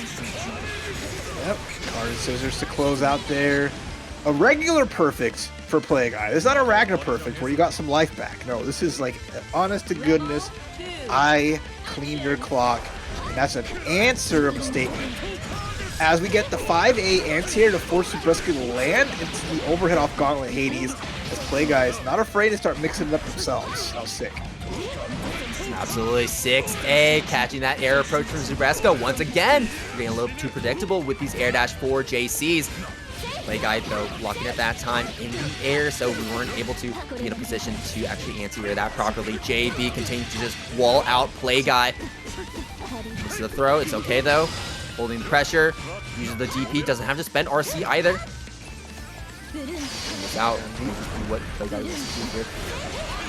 Play Guy needs some solid hits into some of the drive, get some of that life back. A nice Devoured by Darkness would be great right now, but not going to get the chance. As Zubreska is going to super finish here. And a well done off of that clean just sequence off the hit. And now one more round means Zubreska will get into the next stage of the loser's bracket. Play Guy not down and out yet. Ooh, and while Play Guy has been so consistent at anti-airing these JCs, doesn't anti-air it at a critical moment to start off this next round. Gets the charge Gawain off as well, so Play Guy had to respect it and went for that guard thrust to play it safe. First comes out from a Play Guy. We're probably not going to have it for the remainder of this set of this round. Zubreska here running up, but gets hit by the DP. No mirror to back it up. That could have been deadly. Speaking of things that could have been deadly, this is exactly the situation that Play Guy was trying to avoid. Being tossed into the corner. RC, PR stuff. There's going to be the throw coming out, but that's going to be the tech from Play Guy to get out of that situation. But to the other side, JC cross up, and Zubreska is able to take it 2-0 over Play Guy. Brazil representing themselves here. Aerodat, once again, a much more aggressive Ragna. Yeah, a lot of variables all the way throughout, but everyone's bringing their Sunday best here on with the show. Another big losers round 1 matchup. Neutral jump from Aerodat. Nice barrier on the side swap. That's right now in a tricky spot. Does not barrier that 2C. And Hazama started to put on that pressure. Yeah, and without the threat of the nails, Fuzzama can play that Hazama game plan you know and love, where we're just jumping to the top left or the top right of the screen, and then we're just tossing out these chains, poking and prodding, waiting for our opportunity to approach. And then once we find it, we make the most out of that interaction where we set up a very devastating OP situation, or we just go for a really oppressive plus frame position where we just do 5B plus 2, 5B plus 2, 5B plus 2. Oh no, you just got counter hit. But anyways, Aerodat cleaning up Fuzzama whilst in OD, so not burst this combo. We'll do a great amount of damage there, almost 4K. Pressure's on the classic online special. Gauntlet Hades into the RC kill as Aerodat. Just, yeah, Nolan, you can't counter assault a move that you ain't blocking, getting that damage there. Try to make a read with air dash at the round start to catch the jumping Hazama. Didn't work out for Aerodat. Now they're in the corner here, eating a good chunk of damage. Now the pressure is coming on. Instead, we're denying it. But even better reaction from Fuzzama to go into the stance and avoid any possible. Yay! Oh my god, what a grab. That was so sick too. Fuzzama not going to burst this one. Not going to be the most damage, so I don't think Fuzzama is terribly worried here. OD activation on Wake Up, and we do smoke the 2A from Aerodat. Probably just continuing to hammer the button, and that's going to be so much damage here. It says 3.7, it's way more. And we don't count the lifesteal, but I mean, with a pixel life and a lot of bar here, Aerodat can sneak some life back and get back into the swing of things. Even blocking the cross up, using the counter assault, makes a little bit of room. Now a small sliver of life grows a little more. Dead spike. Okay. Quick haircut on Ragna with the jump D as Fuzzama evens up the round count. A tall order for that kind of comeback against a character like Fuzzama when you don't have as much of a range to catch him with. Just looking these 5Bs. To the other side. Oh, Aerodat not ready for that cross up from Fuzzama. Now Fuzzama is going to be seen in the corner here. This is a good damage off that as well. 4.3k into the catch. Doesn't get the Otenjin, so eat a lot of that. Now Aerodat with a big chance here. Get a lot of life back with a lot of bar. One more solid hit can lead into a Devoured by Darkness or something more to try to really cement this advantage that Fuzzama gave. Okay, burying through that crush trigger. And also popping that OD to lock out that burst. I think this might be it? Question mark? We'll see. No, we don't have 50 meter. If we EA, definitely, but not here. Okay, I like the usage of OD on the hitbox of the chain. Just air that. Try and make one last effort here. And I think that's what we're finding. Not going to be making the most out of that OD, so not going to be getting as much health as I think we would have liked. But it does put us into a position where we can survive maybe a scramble or two if Hazama can't confirm his combos. He grabs though, big situation. We're even here. Aerodat, slight lead because of it. There's 100% meter. The jump out with it, and no chance to burst. He had a 9 on the counter there as Aerodat got hit by the box jump down chain. Fuzzama just said, hey, I'm glad that you're baiting out my EA. I'm going to jump out, put you in the mix, get the life back that you rightfully stole from me, and take the win on that first game. Dude, it's like the moment he jumped up in the air and just went for the downward chain, I was like, which side? Which side are we blocking? Like, play a mini game, gotta guess. Hey, the best mix-up are the ones that even the person using him aren't sure where they're gonna land. So, big just way to start things off. I said that big a lot, but it's huge when you think about how well Fuzzama maintained that composure and finished the job there for game 1. Number 2, though, we get the charged overhead. First command grab we've seen from Fuzzama tonight. He's gonna get some okay amount of damage, but the most important thing is get that corner. Yeah, Hazama can kind of just build to bear his own combos. He can construct whatever he feels like doing. Like if he wants to in the corner, he's going to get you in the corner. If he wants to get a good amount, if he wants to get good damage, he can get good damage. If he wants to go for his stance pressure, he can also do that. So definitely one of the most flexible parts of this character, and part of what makes him so strong as well. Whoa. The TRM on that too, Fuzzama. Don't do this to him. As that was just a quick grab to seal the deal on that first round, as Fuzzama is just full steam ahead. Dude, we like put on those ice skates because we just slid across the floor to get that super command grab right there. Okay, a couple quick hits. Aerodat looking a little lost here. Fuzzama is just tearing right through and just denying Aerodat any chance to play, as is the Blazblue custom. Grab Aerodat, and things are looking very dire for our Ragna hero. But this hit could be the turning point of this round. We're out of the corner, back in mid-range. Unfortunately, not able to get the hard knockdown that we were fishing for here. Not able to get in the corner either. And Hazama does struggle in that corner position, so Aerodat missing out on that does hurt quite a bit. Found the 2A though. At the start, couldn't get the catch on the jump drive. The overhead Hotenjin. The staple Hazama mix into the EA finish. He's been doing this since he first was dropped, and is never get tired of just the elbow in a way to get rid of like the Brazilian warrior. Yeah, so this on paper, very bad matchup for Susanoo here. In the ranges that Icecool wants to be playing at, S is going to be smoking all those buttons. You want to go for 5C, you want to go for 5B. Well, S is 5B and 5C smoke them. So it's going to be very difficult to approach, and you're just going to be boxed out a lot of times by these fast, big buttons that S has. And especially once you can't get started, right? We've seen what happens where you get locked in the corner, you don't have DP, and you're just having to eat these JV loops that S is going to be tossing at your face. And then look at these instant overheads already getting blessed with the RC combo into a big knockdown. Again, not having any skills unlocked, tough spot to be for Icecool.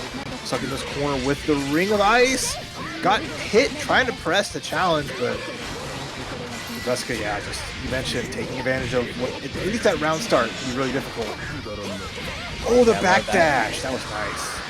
Yeah, Icecool taking advantage there of that small gap that Zubreska created there, and was able to get that 2C off, but unfortunately not much outside of that. Ooh, nice. Good stuff. We did get the DP though.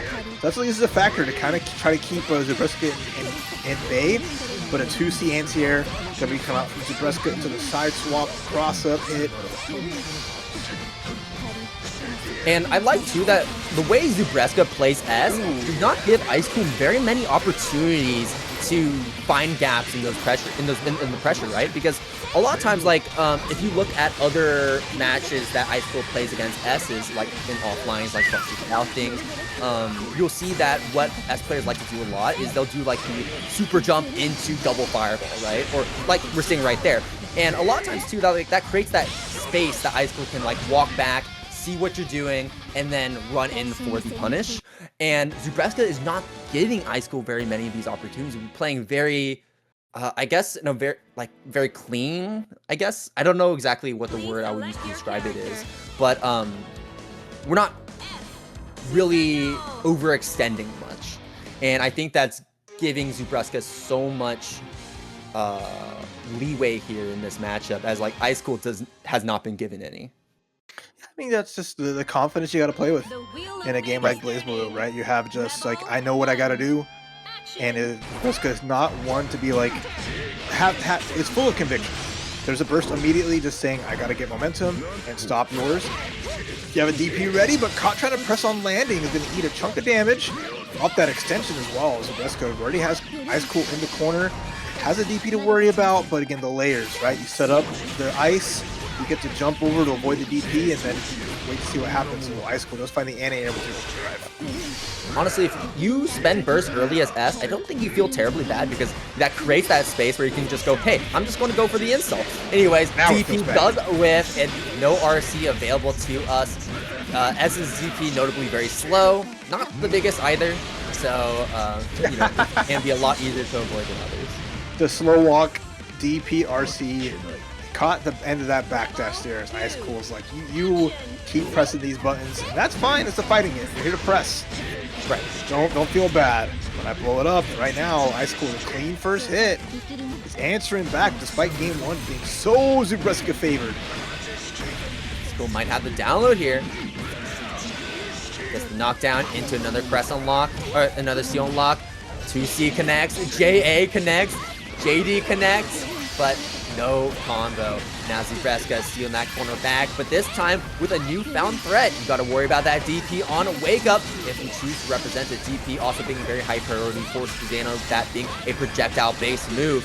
So it's even scarier than it would be normally against other characters. Nice extension off that. There it is. There's the the DP comes out. The DP, almost a full combo. With the DP after comes out. JC connection. Is Icecool going to spend that burst? Yes, we will. We want to take this round here. Jump C again, though, into the toe tap, Zubreska. You can't, it's such a 50-50 trying to anti-air S. 2C from Icecool can get him killed so easily, but the jump A catches on the other side. Great start here. Icecool is going to get not the best unlock, second fireball. 2C anti-air catching, but now we're just swinging at the fences and Icecool answering back. Okay, if we do level up tackle though, that does give us some pretty easy combo confirms. And also just a way to approach, and what a clean 2C as well. One part of the play I like from Zubreska is how we're alternating between 6B and 2B, because they hit at different ranges. 2B does hit a little more in the middle, if that makes sense, a little bit more center focused rather than 6B. And also, it can be a little bit faster as well. So, especially in the situations that Zubreska has been using it in, it's been working to great effect, and so has that 2C for Icecool as Zubreska tries to go for a cross-up JC, the classic that we've been seeing this entire time, but you can't do that when 2C is just so big and so invulnerable to those overhead moves. Yeah, extending the hurt box, getting caught on the other side, and it's great because Icecool was getting beat up by S's anti-air so much, so just returning the favor in spades with a 1-to-1 count on the setup in the match. Random select, random song, which I'm not a huge fan of because sometimes you get stages maybe people don't want to play on, but either way, it is down to the wire here between these two. Alexandrite coming up off the jukebox. And no jumps for you, although nothing huge. 2C hit to strike first blood. Okay, we do find hit with tackle. Look at those levels. We're not getting any combos. JD actually blocks it, interestingly enough, with that OD. I think Icecool just didn't know what Zubreska was going for, because if we recognized that was JD, then we could have easily gone for an anti-air. Yeah, exactly. But I mean, like I said, Zubreska is always going to be trying to, anywhere you are, aiming really well, finds a clean hit too as Icecool tried to dash forward. No reversal available either outside of counter assault, so has to take all of this and then some.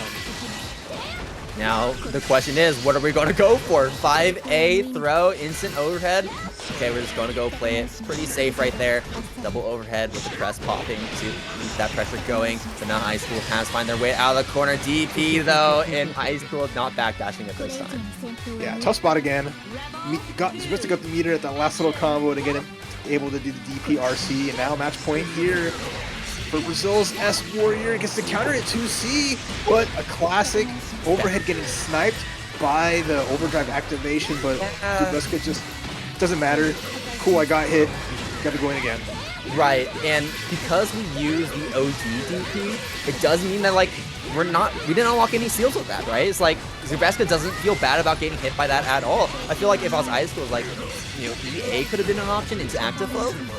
And now, like, that snowball has not had an opportunity to build up, and Zubreska with such a monumental lead just needs to take out this final chunk of health, and we got it in a JC. Once again, it's like clockwork at this point. Like, JC does get smoked here and there, but JC being such a strong option as is going to continue to work no matter what. No, that was well Dawn and Fuzzama. Alrighty here. Dawn versus Fuzzama loses quarterfinals. Not even loses semis, loses quarterfinals between the two of these players. Just the skill level we're seeing here in top 8 is already this high. And Fuzzama going on that aggressive, not going for the jump back chain that we see very often from him. And Dawn just backing up, setting up the doll. Here we go. Double chain, interesting. You don't see that terribly often, but it did catch Dawn in the moment. No combo off it though. Look at that, Dawn getting those clean hits, being airborne, stuffing up the second chain. And now again, Hazama notable for just having to sit here and take it, but the jump light able to catch Dawn, trying to add more pressure. Ooh, not blocking the air, no barrier. Ate the guaranteed anti-air, and a great lead for Dawn here. A lot of bar as well. Oh, we didn't hit Relius.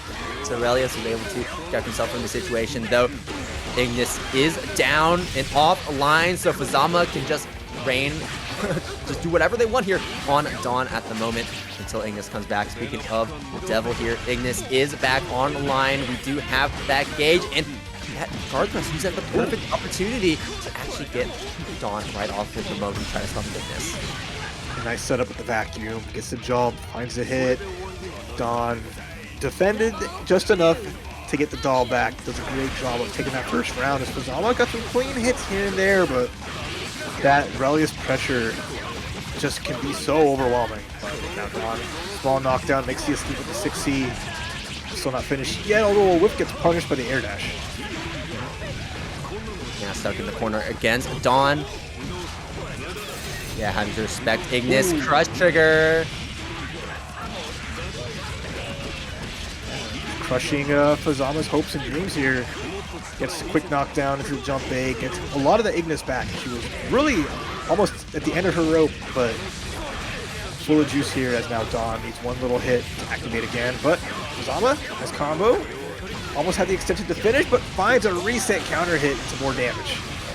Yeah, that's definitely going to be the run here for Fuzzama. Popping that OD to guarantee it. That is going to be evening us up here in game number 1. Dawn really just in that moment needed to find one hit. If we found one hit, we could have basically side swapped, got our knockdown, and then got our dual spirals off. Just locked Fuzzama out of the rest of the game. But here we go. Next round, Dawn starting off strong, getting some early damage against Fuzzama, getting that early corner control, and Fuzzama without that OD is going to have a very weak defense. Oh, it's the reset after the hit though. Combo didn't finish, but we got another extension for more damage. And the overdrive gave us back so much of the Ignis gauge. Barriers to crush trigger, not a bad problem. But it still ends up a tough spot, although we scrambled on defense, found a 2C, making our escape. Oh my god, this is certainly a scramble. Oh, and we're able to confirm off that hit as well. Someone just finding a lot of stray hits, and these stray hits are starting to add up over time. That's going to be the guard cancel from Dawn to get Fuzzama off. And Fuzzama right now with a full stick of butter. We got 100 bar on the table. Question is, how are we going to use it? We got no chains, so spending that OD to recharge those chains immediately. We got the lifesteal ring. We're going to go for the Hotenjin RC just to get Dawn off him, but unfortunately it was not enough as Dawn just continues to press that approach, and that's going to be the super to get that full. There's not enough anti-airs in the world to stop Dawn from just air dashing his way in and just saying, that's a nice little like life drain ring you have going over there. I want to hang out inside of it. That's this little clubhouse, and just busted it all the way down. It's like we have like just that overwhelming aura coming out from Dawn as Fuzzama almost navigated it really well in that second round. Just tough breaks, but that's where we get a fresh game to reassess, reassert. Right. Yeah, and you'll also notice too that part of the reason why we went for the Hotenjin as well, not only is it a great starter, but also during OD it is invincible. Normally it is, I believe, 4 frames, so it is very fast, but it's not really used as like a defensive option a lot of times. Sometimes you'll see it in new situations. Overall, you're not going to be seeing it used defensively very often here outside of OD anyways. Fuzzama just chilling right below Dawn, just popping him up like a balloon. You're playing that balloon game, not letting it touch the ground, right? That's how it feels right now against Dawn. There's lava. A lot of times, especially with Hazama on the 4. And right now, Fuzzama enjoying a little bit of a life lead finally here. Get down the corner, jump B, puts the pressure on, gets the hit. Extensions there, anti-airs okay. Oh, that countered extension. Are we ready for this? Okay, impress me. Okay, solid. Known for the press.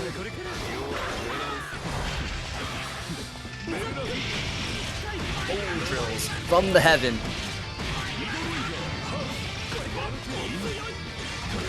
How to respect Ignis here. Unfortunately, doesn't respect that overhead as we get opened up.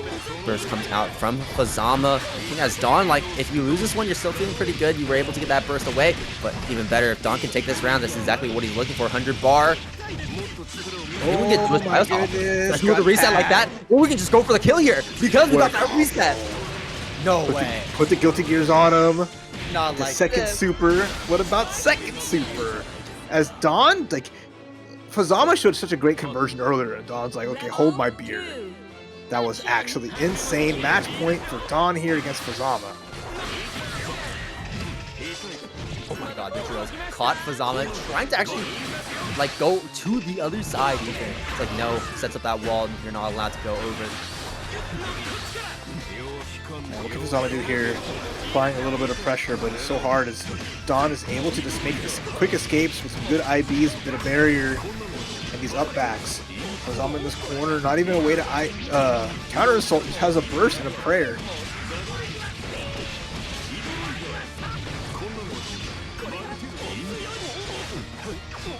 Just stuck here in the corner, but that dog gauge is running low, so Dawn trying to extract himself from the situation to recharge that Ignis gauge. Fuzzama popping that Hotenjin mid combo. That's going to be a really good amount of damage there. Always popping it early means you're going to be getting a lot of damage later on. That's exactly what we're seeing. 3.8k, catches the roll, but unfortunately can't able to get much off of it regardless here. OD. Activates. This might be the last OD we see from Fuzzama. The backdash is there. No meter for an attention. And Dual Bios gets tagged by jumping out. Able to escape the situation, but oh my god, that was spooky. I think that's it. OZ kind of seals it. Unless Dawn drops the combo. No, actually, not able to get it there.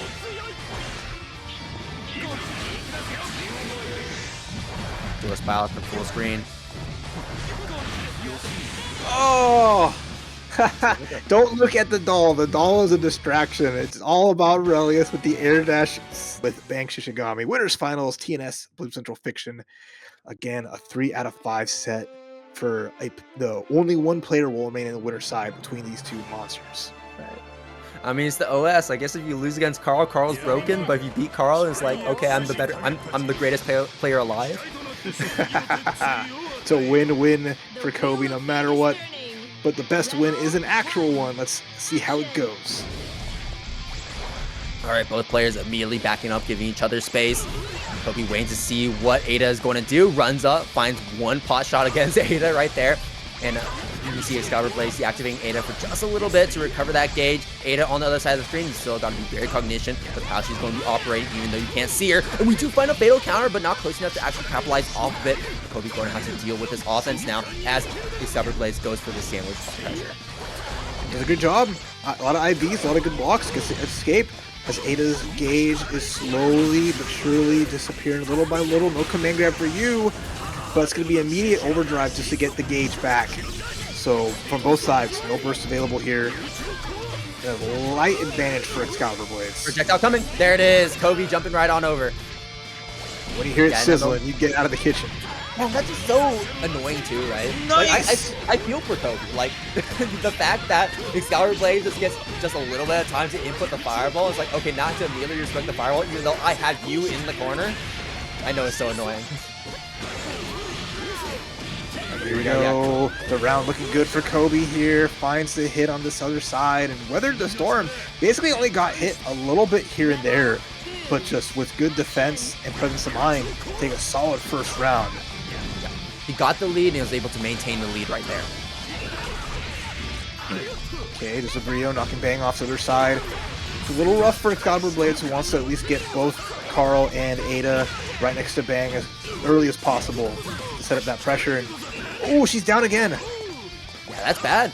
Kobe's been doing such a good job at just running down this doll gauge from xcaliburbladez, not able to get much work off of the doll once it's on the screen, and Kobe able to just set the pace of play here. OD activation on the drive move. Able to get a punish, but we're able to regain control and able to get a combo as well. We're going to stand up the block. We'll probably not. Yeah, just go for the jump low, and that is going to be another round here going to xcaliburbladez. All right, tied up. And again, it's kind of the tail of the tape. One player gets going, able to like get around the BS of their character, and then just starting to make their play here. Even end up with pretty even life on both sides at the end of their respective rounds, but the quick slap into the cross-up. Yeah, the 50-50, and now we're going to the corner here, and Ada's getting a lot of that gauge back as well. Yeah, why does Carl get a cross-up? Where did he learn that from? Definitely not his father. And puppet character getting like a grounded cross-up roll. This is like, you know. Yeah, that's absurd. It's medicine.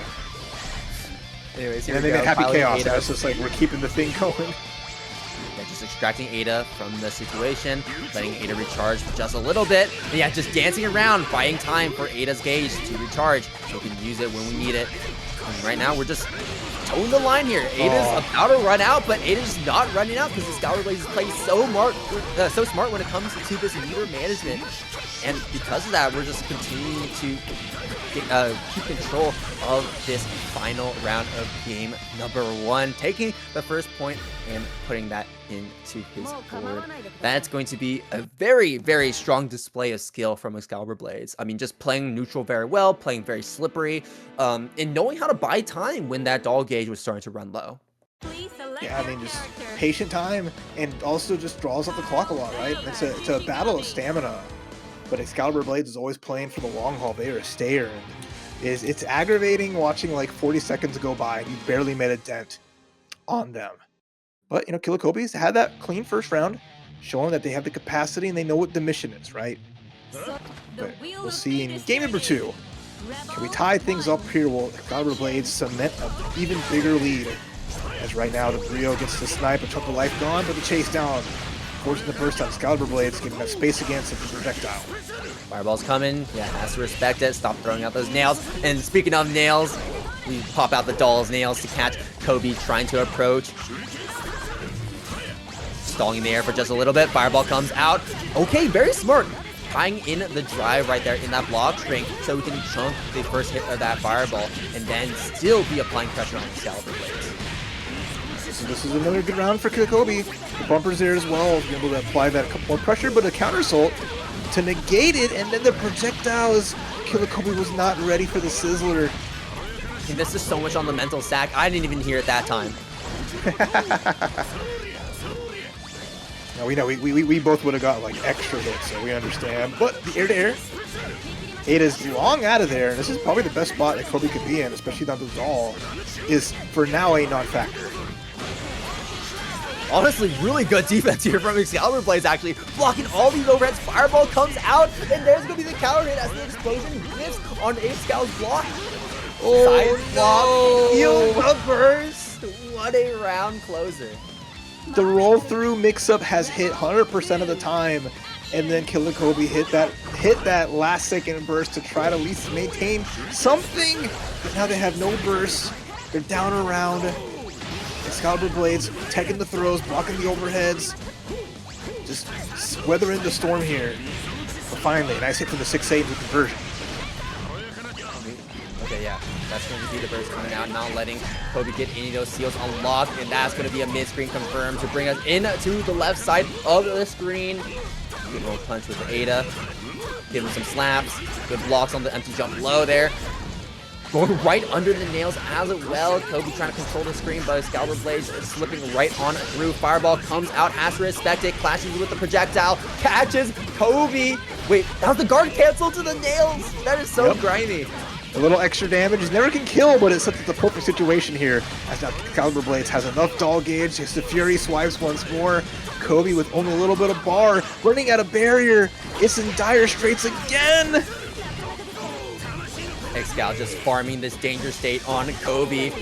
Blocks the overhead, forces him to stop his pressure because of the fireball coming from the other side of the screen. You can't catch him.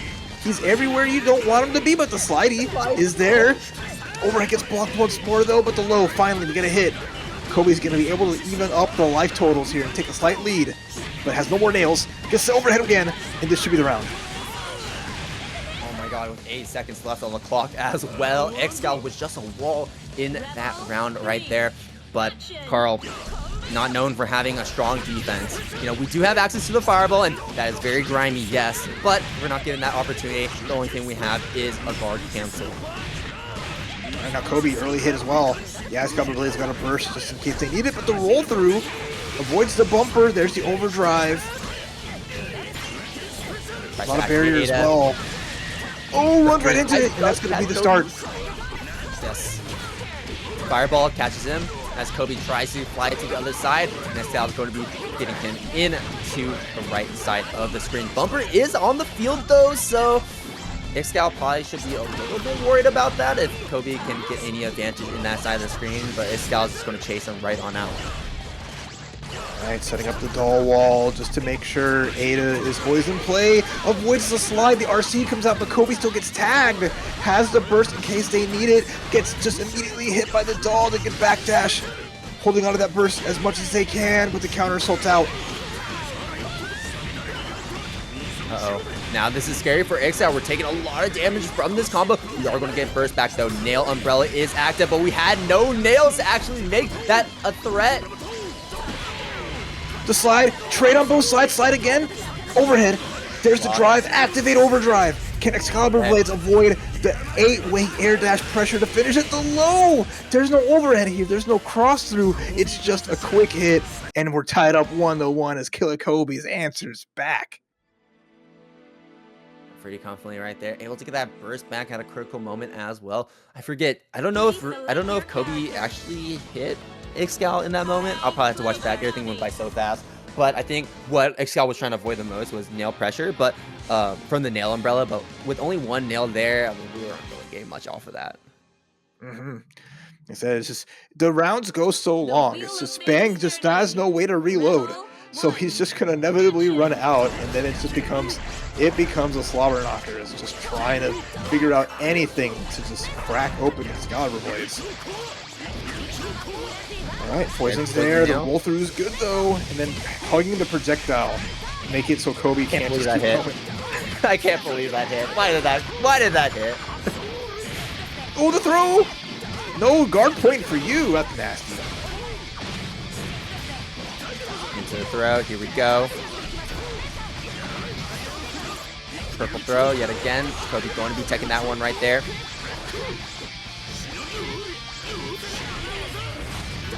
Counter assault fireball, yep.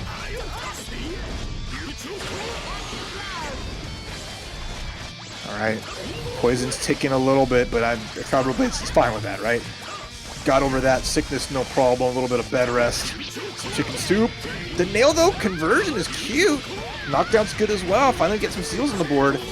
Killakobes has to watch out for the burst with the overdrive. Has the bumper to keep it going. I think a counter assault's coming soon.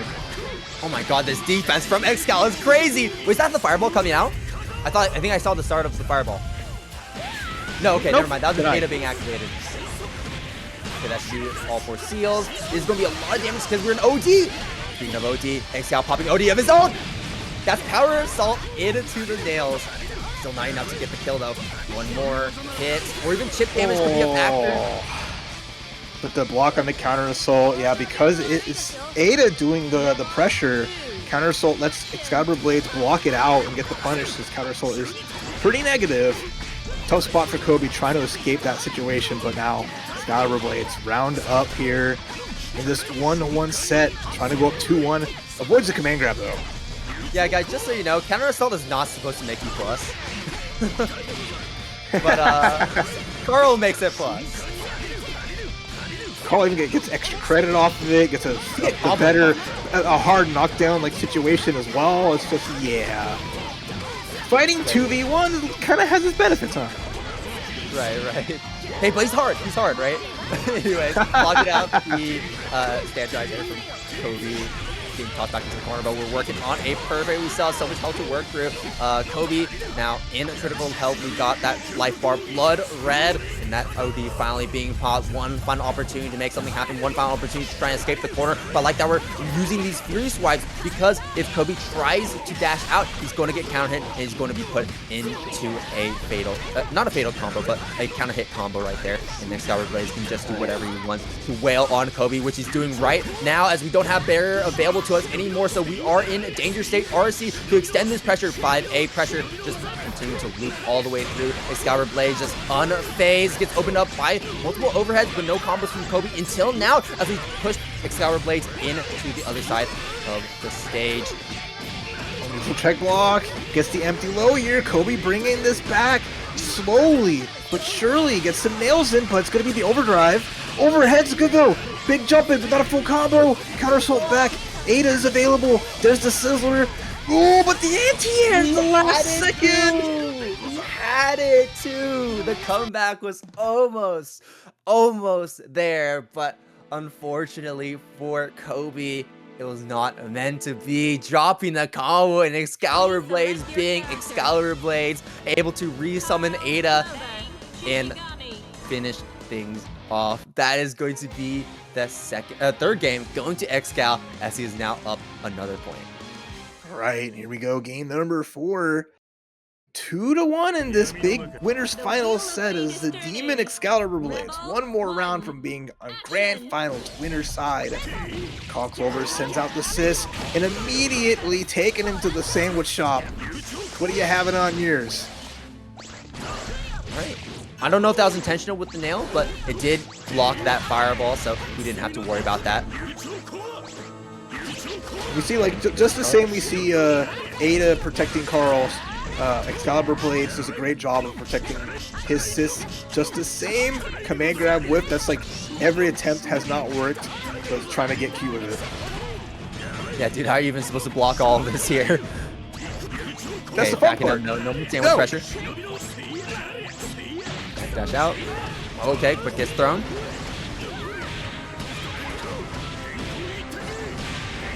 Yeah, so xcaliburbladez is probably going to be popping OD or burst if he...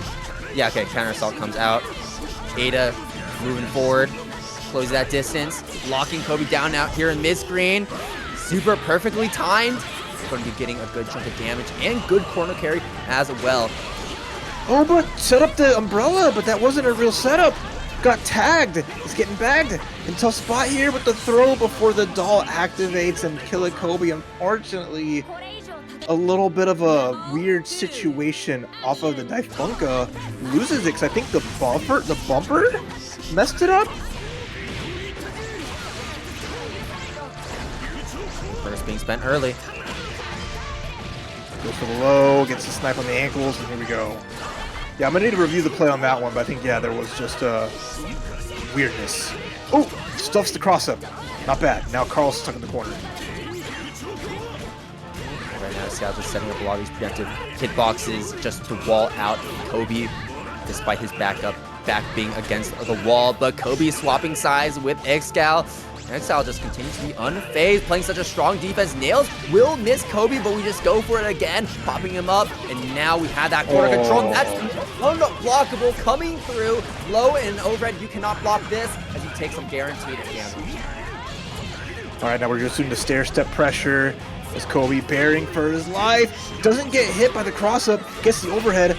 Go for a second one, but you know what? It's time for that side swap counter assault. So cheap in a good way.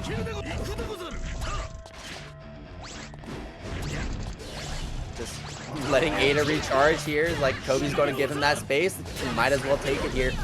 Still don't have burst though, so still got to play very careful. No counter assault either. Overhead into the delayed 5C, gets the hit here. Okay, Killakobes not down and not out. xcaliburbladez still on match point to get to grand finals. Kobe though, not, it's their last life. A sliver of hope though, and almost burst. Oh, the clap, a little bit of damage.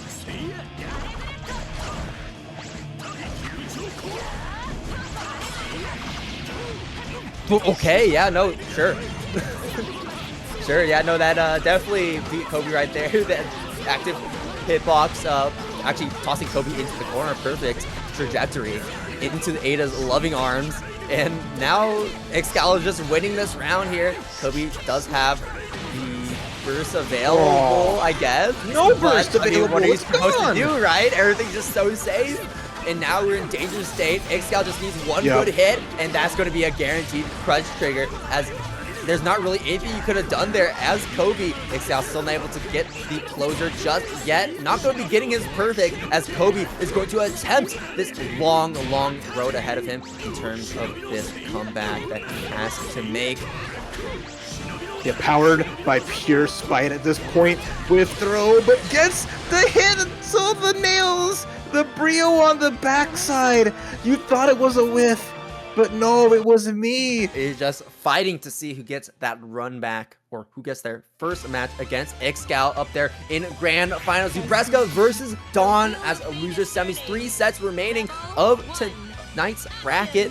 It's going to be the S versus Dawn. Is Zubreska going to be farming another upset here against Dawn here? Plus frames off the Gawain install state. And that's going to be a decent amount of corner carry. I think we're going to be able to get 3 loops. Yeah, 3 loops before it ends. And I think after that, right there, the 214cc into the corner position. No JD though, so instead just going for a much more standard 5A second pressure sequence. And so far in top 8, no one has an answer for Zubreska. Representing Brazil here, being menacing this top 8 as everyone is like, again, this is the wildcard character and player. And right now, Dawn is getting blessed. I really like how also earlier we saw Zubreska DP into the doll, didn't even actually hit Dawn, and I was like, okay, I can RC this into an air dash for JC. Really smart stuff to convert that into a mix, despite only hitting the doll right there. Ooh, 2C gets stuffed though, mini burst though. Those early momentum burst stopping, early burst to stop momentum, excuse me. Did a good job. Quick 5A to tag out Ignis, and then the 2C anti-air. And now welcome to the Blender S Edition. There is no escape from the big swings. Oh, and there's perfect check on the Ignis as well with that 5A, chunking a little bit of that meter, and just running forward as well. Not afraid of that doll at all. Counter assault got baited. Burst from Dawn. Did not want to take that free counter hit combo, but a double overhead. Okay, ties up the round count. But here, starting round 3 with 0 burst here, especially at the round start as strong as S is, gonna be tough. Yeah, both players in a pretty dicey situation in their own rights here. Zubreska also doesn't have that burst available, so while we do have a DP, the question is, do we want to bank on that, because Dawn can play so safe behind the doll and let the doll do all the work when it comes to that pressure. Anyway, 6B going to catch Dawn as he tries to jump back and maintain control of the corner. Zubreska is going to be able to get this mid-screen knockdown. Counter assault comes out from Dawn, not wanting to deal with that pressure afterwards. Zubreska going to be building up 10 pips on the burst gauge, so we'll have it available for that next wake up. Oh, side swap. I like the delay. Oh, and a full conversion here though from Dawn. Great spot. Burst immediately there. low on the Ignis gauge, but Dawn looking to have like reasserted control of this matchup against Zubreska. Finds a cute hit, and that's going to be it for that first game as he just checked Zubreska running in. Fearless.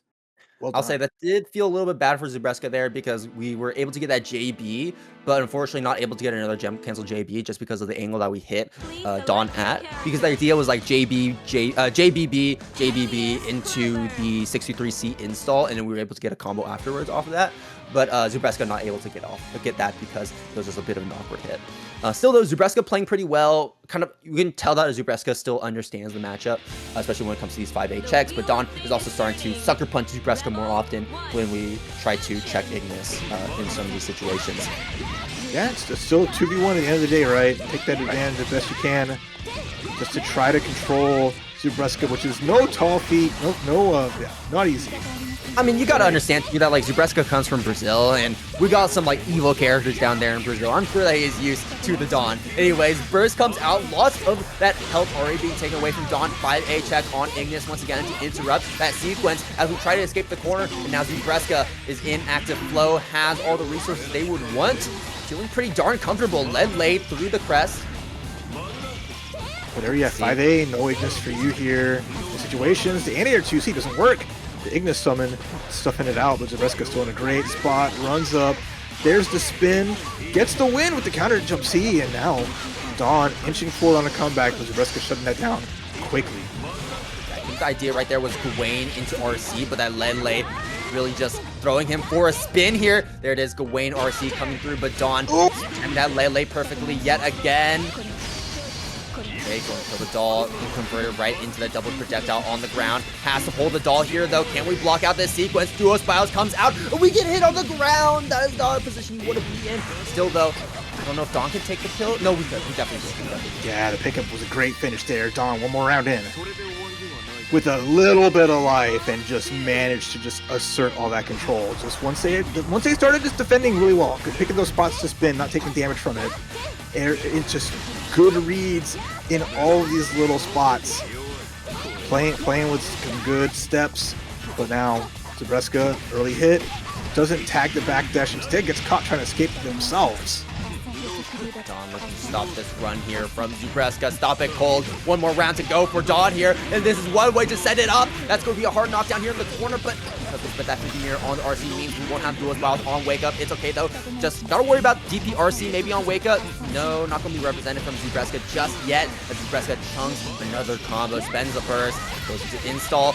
And the late hit of 214C install does connect with Dawn, giving Zubreska the advantage. Purple throw attempt, but that gets teched. Alright, runs right in to the spin, but a clean hit. Dawn having a burst here just in case. If they probably get hit again, they might spend it just to try to get a checkmate on Zubreska. Oh, the 2C again though. Dawn trying to avoid just by being in the sky. Clean hit, there's that burst like I mentioned. Oh, in the respect on the doll and the bike as well. Dawn finally trying to chip away at Zubreska's health bar with that 2-2 series, but because we went for that option, Zubreska, and also like that micro dash too, just being able to position themselves into a spot where that 2-2, I believe 2-2C, actually pushed Zubreska forward was very impactful. Yeah, no, 6B, it's a clean hit, catches the backdash that time. Just light taps from both sides. No one's got a significant hit on Zubreska though.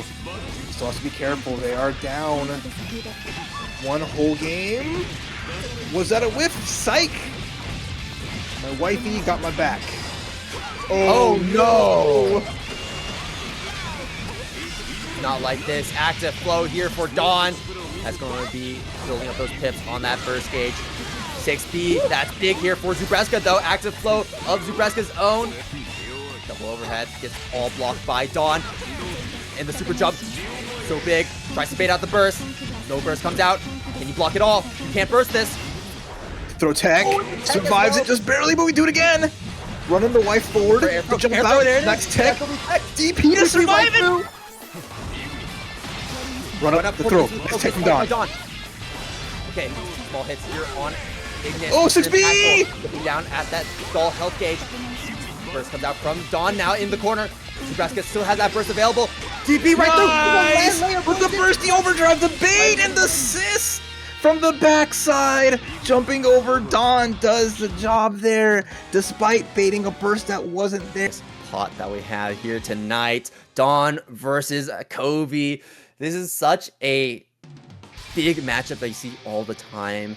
Before, Dawn has always been that one to take it, but over time, Kobe has kind of taken that mantle away from Dawn and starting to win more in that matchup. So it's a big question mark of like, is Dawn gonna win or is Kobe the one to take it instead? Here we go, Rebel 1 action, losers finals here, and Kobe chasing Dawn up in the air as he goes for that jump back round start.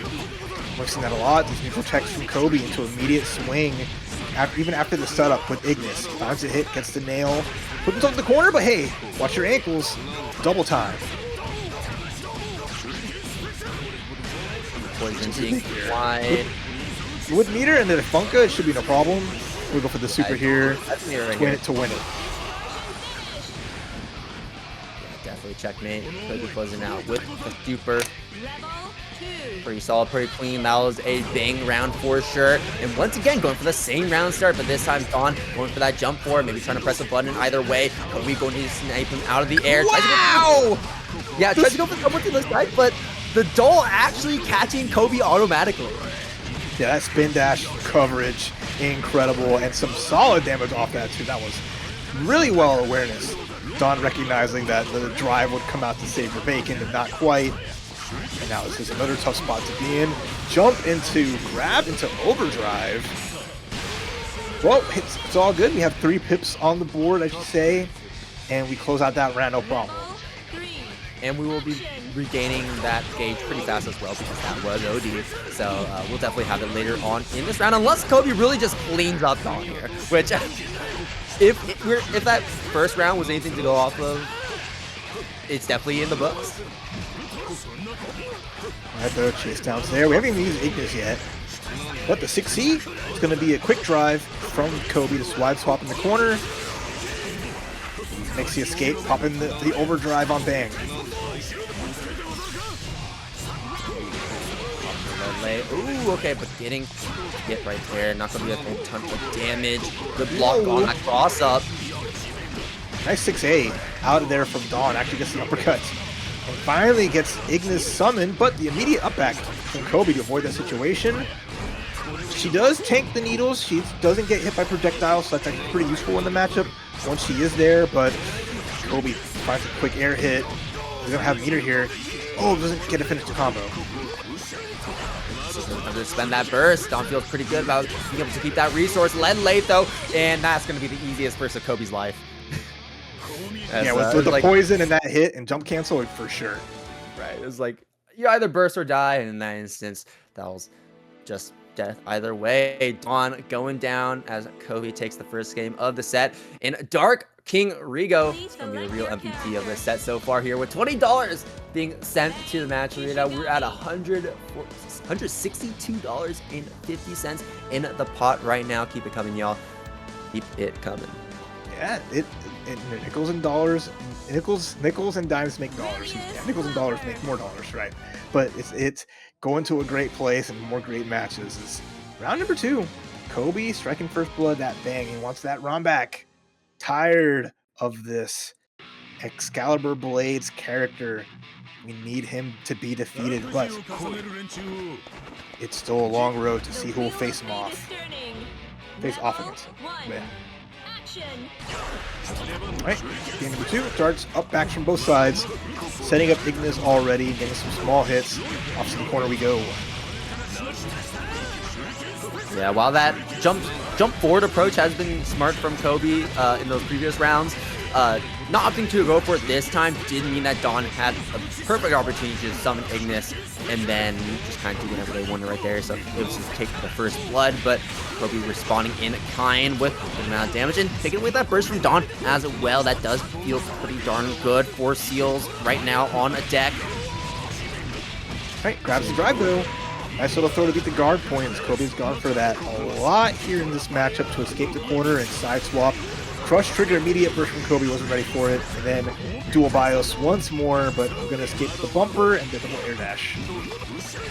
Only 2 nails left for Kobe though, and Don still has a lot of health we got to work around, so not having access to that is going to be tough. And yeah, there it is. I mean, you can just whiff super into super, it just works. Hey, exactly. Yo, cool. You didn't block this. Guess what time it is? Getting sniped out. This big pressure as a clean hit. One more of these should be able to do it. Although Dawn jump A, some pressure here in dual BIOS. Tries to back dash out, and there's that awkward hit. Forcing that awkward hit, dropping out of the combo. And Dawn just kind of tossing away 50 meter. Nice. That's another round on Kobe's side. Another long one though. So we'll see if Kobe's stamina can keep him going through this.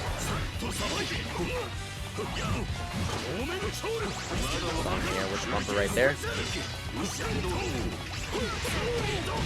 Oh, there's our air-to-air, knocked out of the corner. Now Kobe, this is Kobe's time to shine, especially with that bumper pressure. Yeah, here's the rule number 1 here with Bang. Is if a bumper's on you, he will be using it in the block string. So if you're on defense, you gotta be looking out for that.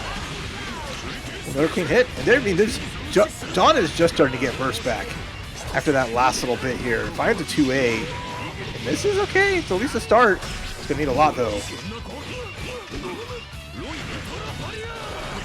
Block so far.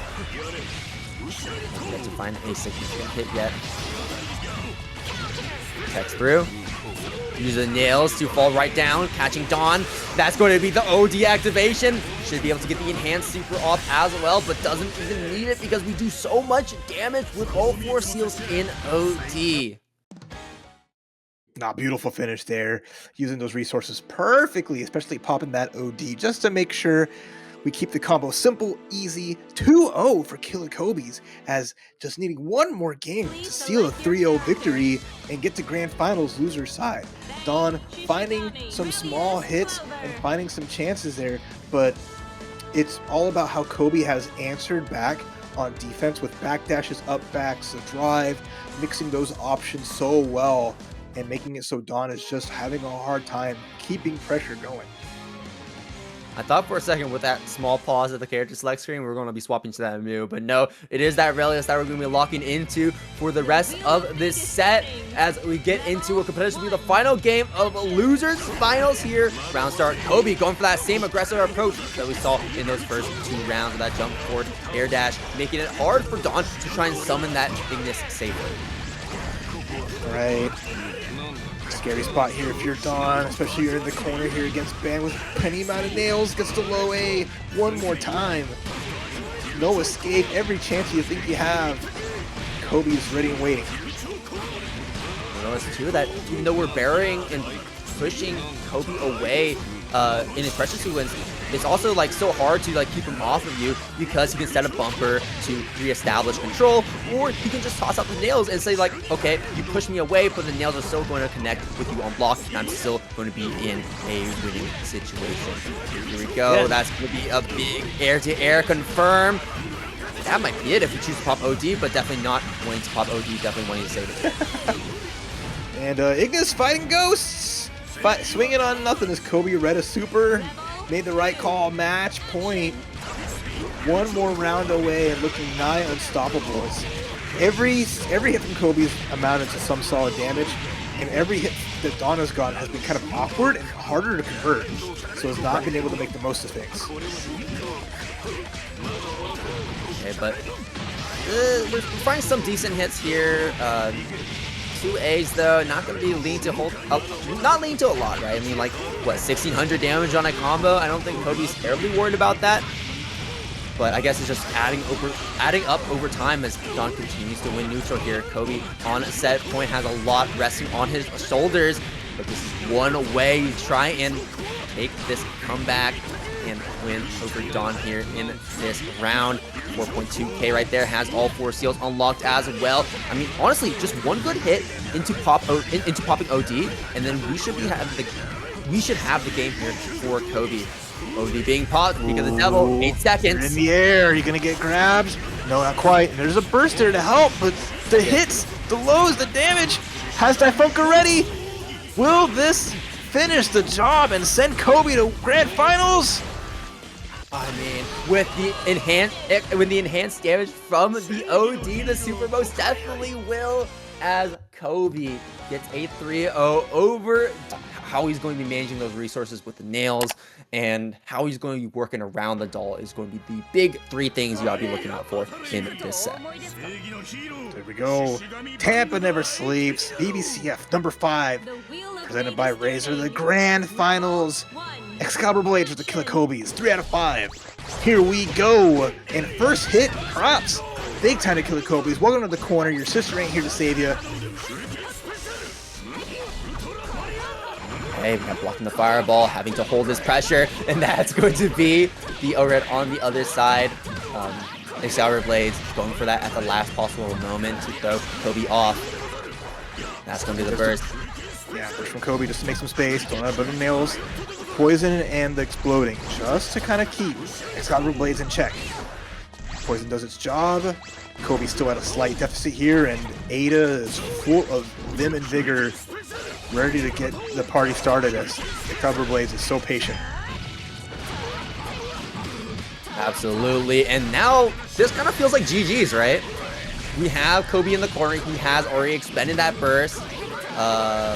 Yeah, we'll see what this next sequence is going to be. Yeah, there we go. Furious Vibes catching Kobe, trying to escape, and pops the super. Xcal, round 1 has been sealed. Really, really strong start. Always going to be taking a bit of a longer time to see all these rounds, but Xcal just playing so clean, so solid. Makes it feel so hard to like actually deal despite these rounds. And like, again, all of the cheap stuff, right? You layered your gap in defense to summon Ada's attack and then go for the overdrive to be invulnerable so Ada can force the hit or the block, make them block at that second there and make Carl have a chance.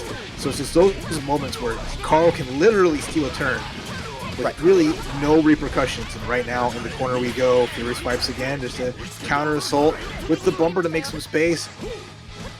Yeah, but the fact that we weren't able to immediately press something off the bumper made it feel a little weak.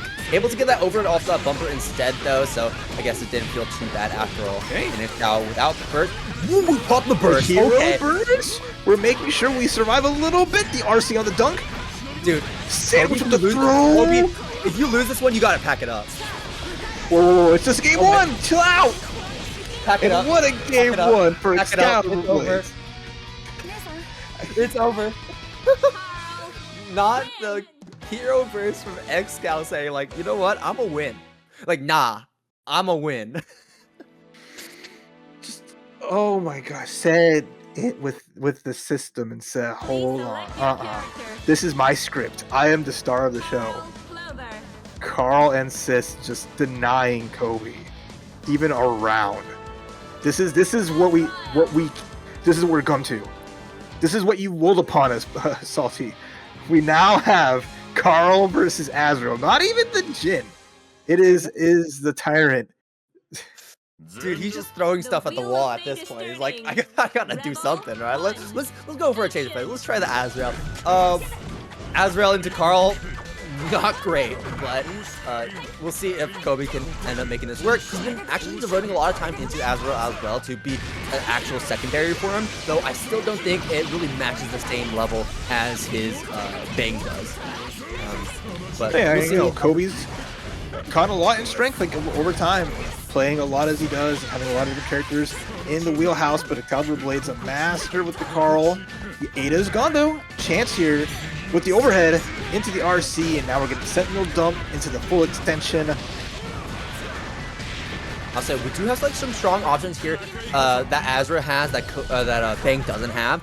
Guard points being a big example, right? Because we can pretty much force unblockables, get a lot more damage than Bang can get normally as well. I mean, look at this. This is regular Azrael damage. Bang can only dream of getting this much damage at every single combo like this. Another thing too is you can opt for options like the DP here.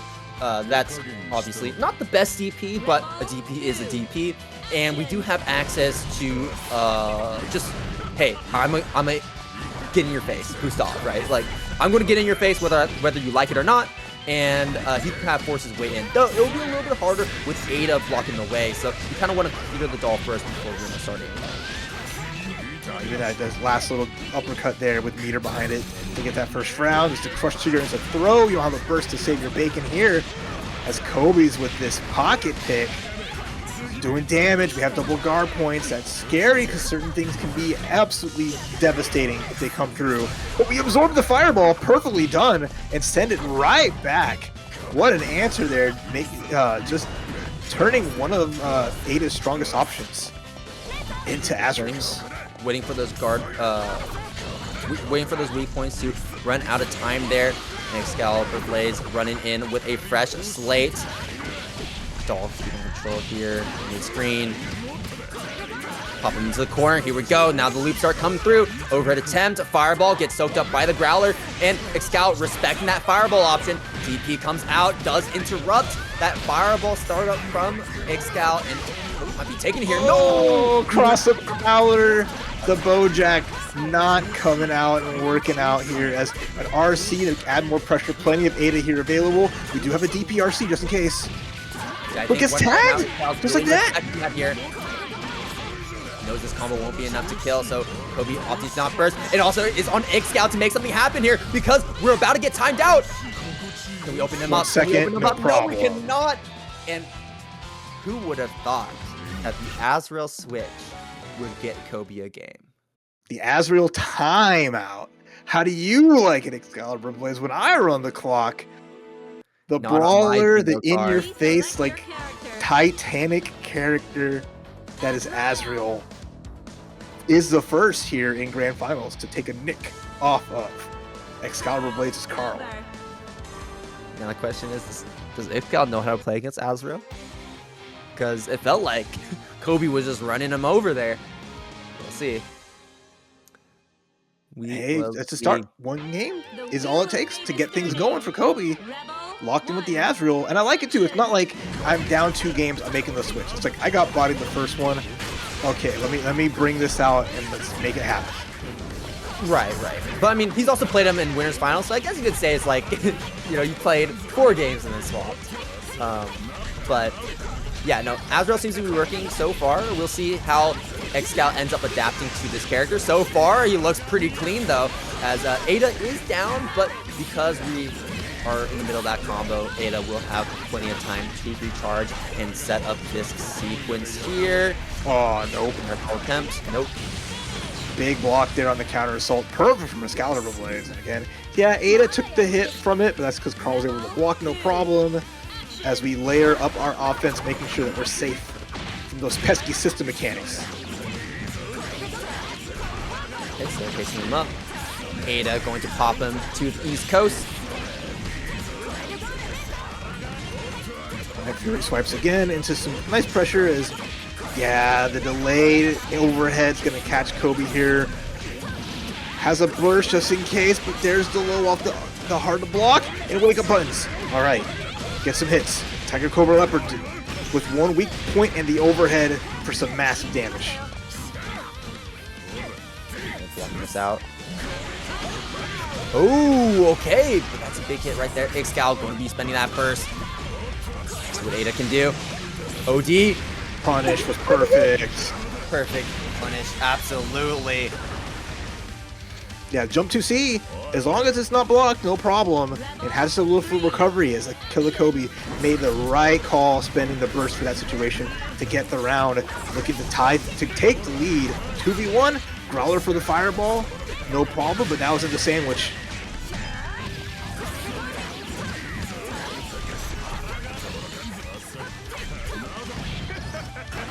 Okay, just pops the Growler, sets the hitbox, pops xcal out. Just interrupting that momentum a little bit here. A little bit there. Ooh, gets the pickup off that. A little bit of damage just to get that corner, and a blue beat extension as well. The cross through xcaliburbladez with a solid life lead here. Great block on that overhead RC to extend that pressure. DP does connect. We don't get the second hit of that DP though, so xcal had a little bit of time to move around. Okay, 5B in here. Gets a good hit, both breakpoints there, gets the overhead, the damage is gonna seal it! No. Black Hawk Stinga! 2-1, Kobe Azrael. taking the lead in grand finals. The first set, one more away for the reset. Huh. Please select your character. That's all I gotta say right here. Shoot. Kobe got an Azrael. I mean, I already knew he had an Azrael, but like, it feels like he's really just doing so well against xcal right now. I mean, as evident by taking 2 games in a row. xcal maybe taking a little bit more time to adjust to this character than I think he would have liked. How it goes is dominating so many sequences, invalidating some of the options. Having a DP, of course, as well is also kind of like nice icing on the cake. Right now, though, stuck in the corner, no way out, getting tagged, and now more damage incoming. Xcaliburbladez spent a lot of resources there, but plenty of Ada left and a crush trigger. So Kobe just taking a little bit of damage here. I don't know if he wants to spend burst. I don't think he's going to be spending burst. Blocks the DP, RC, anti-air on the dive kick, blocks the overhead. Letting Ada recharge, or punish him to 6C, but now back into this corner, backdash out, gets to hit, Ada down. Okay, xcal just running away, buying some time for Ada to recharge. Ada's almost back. Didn't even have to spend burst for, overdrive for it either, so that's a big win for Xcaliburbladez, who's again so good at just getting the hell out of touch. Right. Both hits of the DP connect. There's the nails catching Kobe as he tries to escape, and there is the clip on the ankles. xcal now starting to bring things back. Goes around. 2, action. You see there, Xcaliburbladez goes around on the board again, but we saw this before. Kobe, even though losing a round on the Azrael, was able to bounce back pretty heartily. Doesn't need a grounder that time, but swapping sides real quick. Really good job there, just getting himself out of that position. Like you said, getting the hell out of dodge. That's exactly how it feels playing against xcal, as he just moves all around the screen, avoiding all of these hits. That was a really good throw counter earlier as well, but you gotta get back up against the wall. I think what you're hoping for is that Kobe just runs right into you, and xcal locking him down with those JAs to get that side swap. Going for a million overheads as Kobe fails to block them, and that's gonna be the unblockable. Yep, forcing the burst out there. Last chance on this round here on the side of Killakobes. No more Ada just about. Maybe going for overdrive to keep her active? No, just adding the pressure. DP's there, the punish should be good. Yeah, it can be a little bit awkward trying to punch that DP just because it goes so far. But xcal, knowing that punish, able to go in for that slide. RC, able to close it out. And now xcal, not going to be going down to a reset after all, or at least he hopes that he's not going to be going there, right? Because he is at a 2-2. Start to bring things back. Not letting Kobe take another game with the Azrael. Oh. Hey, it's 2 already, though. So damage is done, and Kobe's saying, all right, if I go down here, it's with my tried and true Bang Shishigami. Was the Azrael pick enough to mix up Xcaliburbladez's wires to let Bang force the reset, or are we going to see a finish here? Game 5, set 1. Let's go. Oh, well, that's not a great start at all. Kobe now locked into that corner position. Oh, actually dropping the combo. A little bit uncharacteristic of xcal. Okay, now in the corner here, dealing with the pressure. You don't got to burst because you spend it on overdrive. So now you're sitting here just having to block everything. Didn't block it over it either. Now Kobe's off to the races. Big hits too, a lot of damage behind it, and we're going to get 2 of the steals and a bumper setup. Now we have 50 meter for counter assault if we choose to spend it. I think we're going to spend it. Yeah, there it is. The counter assault into the nails. Kobe blocking it so we don't get tossed into that combo. Okay. Trying to get that coast-to-coast extension. Instead, catches the roll from Carl. And the damage is starting to add up as Kobe, with the nails here, gets a command grab, and now 1 round away on reset point. Being able to get this burst as well. Capping out on those resources. Getting to this next round. Just popping a nail into Ada early on. And Gal going to lock him down with those early JAs. 5A actually using just far enough to catch Kobe and stop his approach. Tries to go for the side swap, but a perfect time burst from Kobe. Very aggressive. Does push xcal into the corner. Clap, though, catches Kobe as he takes it to the air, and that's going to be a side swap. It's xcal is able to get that confirmed. Should be able to get the ender off of this as well. Yes, there's the Fury Swipes to lock him down as we go for this overhead mix. Good blocks from Kobe so far, especially with how much of it can we block. Fully charges up that crush trigger, and now we are in a dangerous state. So gets take that time to jump over a counter hit to so much damage because of the danger state. Up back still to avoid the Brio. Ada low on life.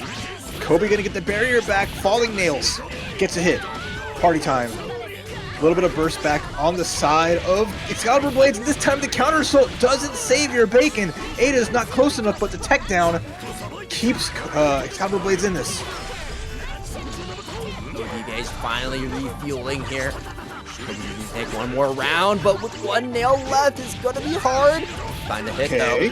Azrael will spend that burst. No, not combo, and it's actually technically forward, playing so aggressive there. Able to go for the super. That should be enough. No, it is not. Super response gets blocked. RC going for the mix. Really just trying to commit to the win right here. OD activation from xcal. We could not get hit at all, and we are not getting hit at all. OD activation finally coming through. Oh, the whiff. No punish there from xcaliburbladez. Pixel of life left on the side of Kobe. Who's it going to be salty? The throw!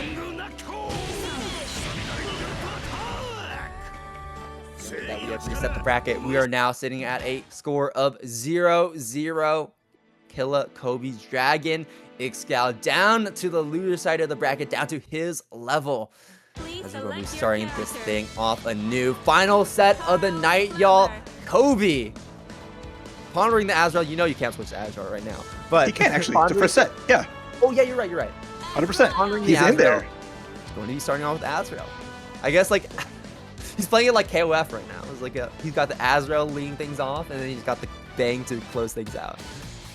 Yeah, this was again the someone. Oh my goodness! $197.50 from Skylar56.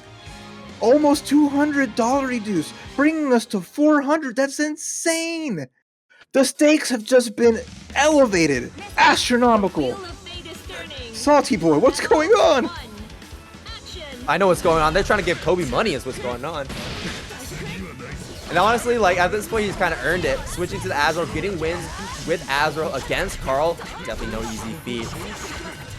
But high weak point is on xcal, but not able to really capitalize on it as xcal has been able to keep control of Kobe there in that corner for so long that the timer should be running out any minute now. All right, in the blender you go. xcaliburbladez has been with punishing mostly everything that Kobe's been throwing out and validating a lot of these tools from Azrael. Going knocked down into the corner here. You have a DP if you're Kobe. You're probably going to spend it at some point here. There it is, with the whiff to make it unRCable. xcal now taking around here. Looks like the Azrael may not be working as effectively as it did before, but I may be speaking too soon. That was only round one, though xcal still continuing to prove me right as he's going to be starting things off strong here in round number 2. So we're going to be getting that first back pretty soon here, but you're going to have to be chunking a lot of this damage from this combo first. All right, Stairmaster, all you can do is watch as Carl just walks all over you, adding extra damage. Sprinkle in unblockables, crush triggers, and then look how much life that's gone. Punish? Nice. Time there with the OG. I don't think it's going to be enough, though. Definitely not. Comes out. DP comes out too. Didn't have to spend the RC either. Why does he get that? Yeah, I think everyone's asked that question for a long time. At least Kobe didn't die from it. If Kobe died from it, I'd be like, man, I'm upset. Oh, saw the crush trigger and did the perfect reversal just to make sure that we can survive a little bit longer, but the trade, xcaliburbladez, game number 1. Azrael not as effective the first go around in the fresh set. Legend, the reason why Kobe lived that one is because even though you can combo off of the guard cancel, it has hella scaling. It's probably like the most scaling that you can ever get in the game. So that was definitely not going to be enough to kill. Think of it like gadget finger damage. Even though Gadget Finger can't kill. But you know what I mean. All right, Kobe's back to the Kobe Bang. Once more, the tried and true. The Azrael experiment didn't pay off, but again, like last time, made the immediate switch after losing one game and was able to really take it to xcaliburbladez pockets.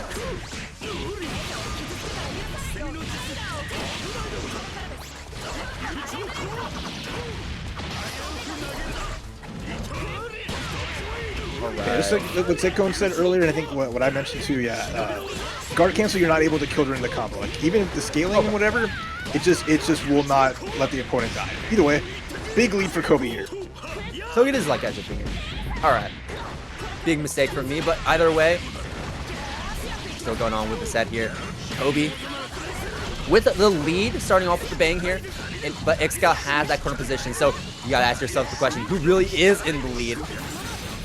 Oh, crush trigger there. Even though Kobe's using the barrier effectively, was not ready and gets sniped out of the sky. Back into the blender you go with the Fury swipes, and the damage is adding up. Oh, the unblock in between. So nasty. As Ada is dead, but Kobe is as well with the purple throw. The TRM, that feels bad. Rebel 2. Action. Down with solo Ada too. Ooh, nice start. An immediate burst, yeah, doesn't want Kobe getting any more of those seals, and finds a hit too with Ada.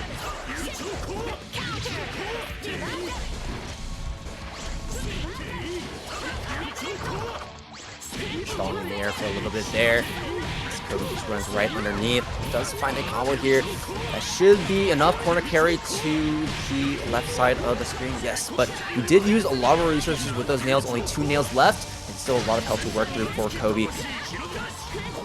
Okay. Crush trigger there with the bumper as well for the extension. The drop equals more opportunities. Drop opportunities here. xcaliburbladez goes for the crossover. Small punish on one side, and here we go again. Even though Kobe has the lead, xcaliburbladez starting to find their way back through in this round. Now we ask ourselves the question yet again, even though Kobe had the lead, who's really in that winning position? Who is really in that winning position? You don't have burst available to you, and xcal has the corner. That's going to be the win, going to xcal to set off a great start here in the reset. 2-0 over Kobe. All right. xcaliburbladez one game away from taking the chunk of that big old $400.